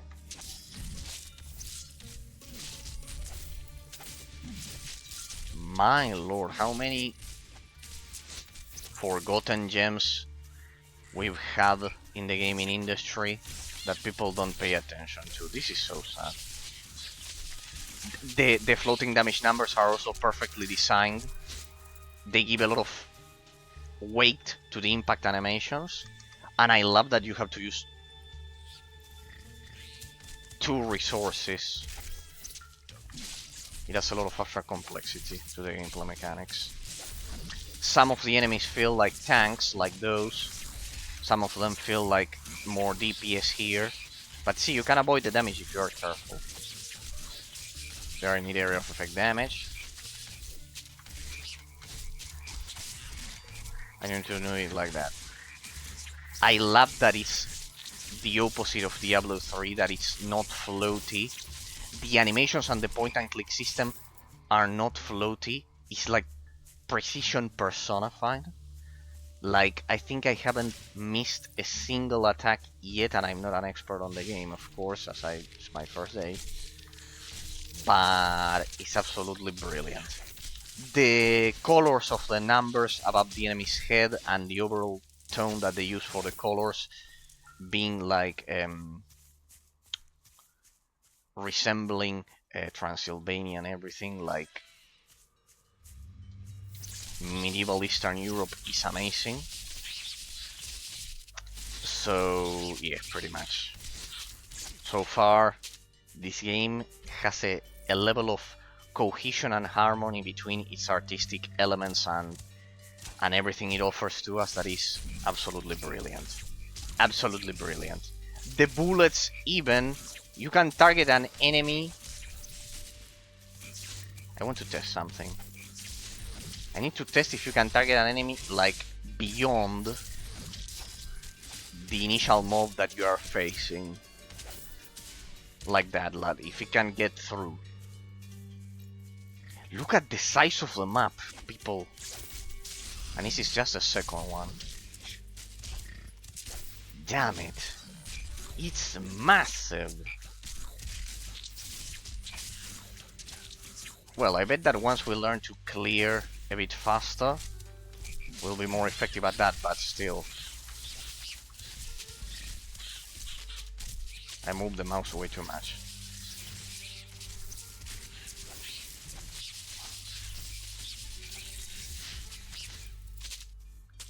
The experience system seems to be smooth for now. And I love the animation here when you point, when you click. When you point and click, pretty much. Every element here is quite polished, huh? So far. Hey, what's this? Professor Toad. Please don't shoot. I invoke the pact between man and monster to leave each other alone. Who are you? My name is... just call me Professor Toad. Everyone does. I'm an archaeologist. I'm exploring the ruins of the early Vodyanoi civilization. You must know that the... Vodyanoi, like in The So Witcher. I've heard, but I trust you still respect it? Don't worry. And I also also need your help. I'm looking for an ancient ink gate in the swamp. My friend, Physics of the cape are I amazing. know exactly where it is. Let me show you on your map. Perfect. I love the camera panning movements in the dialogues. It really invites the player to listen to the dialogues. It really invites the player to listen to the dialogues, as it gives it a bit more of dynamism rather than a static image and a static text. The voice acting is quite good. It's quite good as well. All dialogue is voice lined. All dialogue is voice lined. And so far the characters act perfectly according to their personalities. So far this is flawless, people. So far the game is flawless. I wonder how much content we are looking at right here. It said that you can get up to level 10, level 100, up to level 100, but I wonder if we'll actually reach that earlier due to the fact that we are playing on fearless difficulty. I should add that to the title, that we are playing on the highest difficulty available and doing a 100% completion. This will take up to 2026 easily, huh? Maybe. Well, it will be a glorious find if that's the case, because it means the game has a lot of content. And it had many more difficulties beyond fearless. It had like Inhuman 1, 2, 3, 4, 5, 6. Some shit like that. That you need to be of a minimum level. That's the problem. What level are we already? 15. We should be able to get to level 25 soon. Damn it, look at the size of the map. These developers are fascinating. Look at the size of the map. And this is just the second dungeon map. I think I scored a perfect recommendation for you all people, huh? Look at the size of the fucking map. And this is only the second one.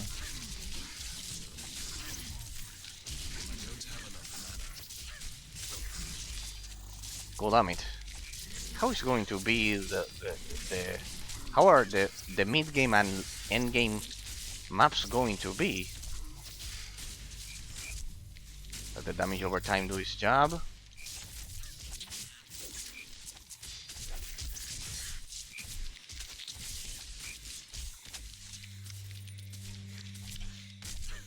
There we go. And when you run out of mana, you default back to the other one. Damn, mana regeneration will play a big role in this game, if I can somehow increase it, because then that means I'll be able to use my abilities constantly. I love the relationship between the skill tree. Automatic Sentinel Cannon, what's that? I wonder if it's immune to my poison. No, it's not. I love the relationship between the skill tree and the mana consumption rate, because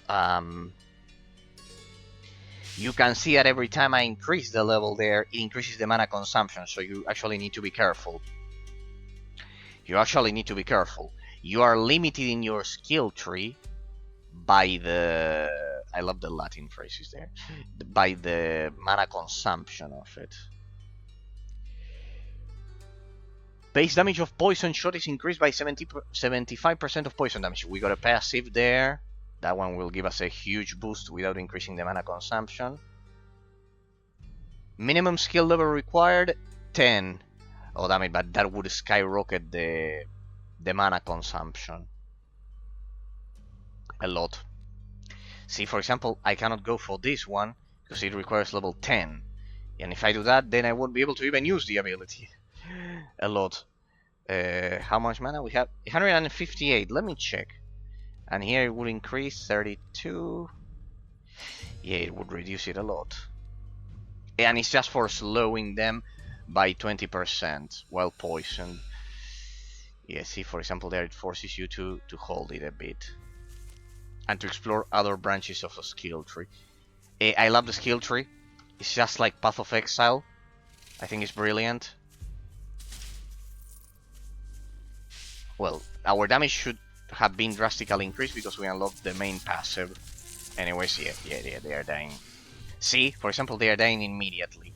See, if I had spent my points there... A red button. Astonishing observation. Why don't you push it? Because it's a bad idea. But I want to see what it does. I don't. Von Helsing, Yes? you're fearless, right? Only fools have no fear. So, you're afraid of buttons then? We're not going to push the button. Yes, we are.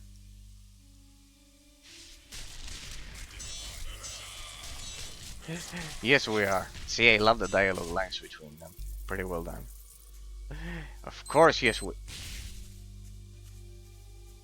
That bomb exploded. Yeah. Yes, people, we are doing a 100% completion in our classic fashion. Plus, fearless difficulty. At the end of the day, I am playing the game on a harder difficulty than Diablo 2 Median Excel on the second and Titan Quest, because I went straight for fearless. Oof! What's that? Careful, careful, careful, careful. It's a trap. It's indeed a trap. If you don't have area of effect damage. It's indeed a trap. There we go, there we go, there we go. Careful, those are the enemies. Those were the first enemies to kill me. Oh, what's this? Oh. I also love the Victorian era slash Industrial Revolution setting that the game has. They captured me before I could find you. The Chief Wolf sends you this. Says it helps you fight the machine men. A reward for mercy, my beloved Borgovia. What has happened to you? Borgovia is the continent. Because we saved the wolf. Good. Back then, the wolf chief that we could have killed. We are monster hunters like The Witcher. I also love how similar to The Witcher this thing is. The ambience, the monster hunter concept. The concept of hunting monsters. Yeah, that passive definitely made a difference. And if I increase this a bit more, I'll be able to address for that. But I want to ensure I survive some hits, so we'll have it a bit more balanced there. Otherwise, I love how the game so far has encouraged me to do a balanced distribution of stats instead of min-maxing. Regarding our classic analysis of the paradigm of min-maxing in the context of the stat system is absolutely brilliant. Hey, it looks like the United States, this map, but it's not that. It's just that it's so massive that exploring it completely took a whole hour, and in fact this is it, people. We have to go. It's already 9 past, almost 10 past 9. My lord. Not possible. The game is massive. The game is massive, people. So far, pretty good impressions. Pretty good impressions. Perfect impressions, in fact. I'm surprised by the quality that they put into this game. So I think we spotted a brilliant case. Brilliant case. People, it's been a pleasure sharing this first day of analysis with all of you. See you all tomorrow. We'll continue analyzing everything that that the Incredible Adventures of Van Helsing has to offer to us, pretty much. So have a great day and see you all next time. Great recommendation so far, huh? Quite good. See you all later. Thanks to Patrick for visiting me, and always the debate and district as well. To both of you for visiting me, always deeply appreciated. Deeply appreciated. See you next time, people. Have a great day. Great day.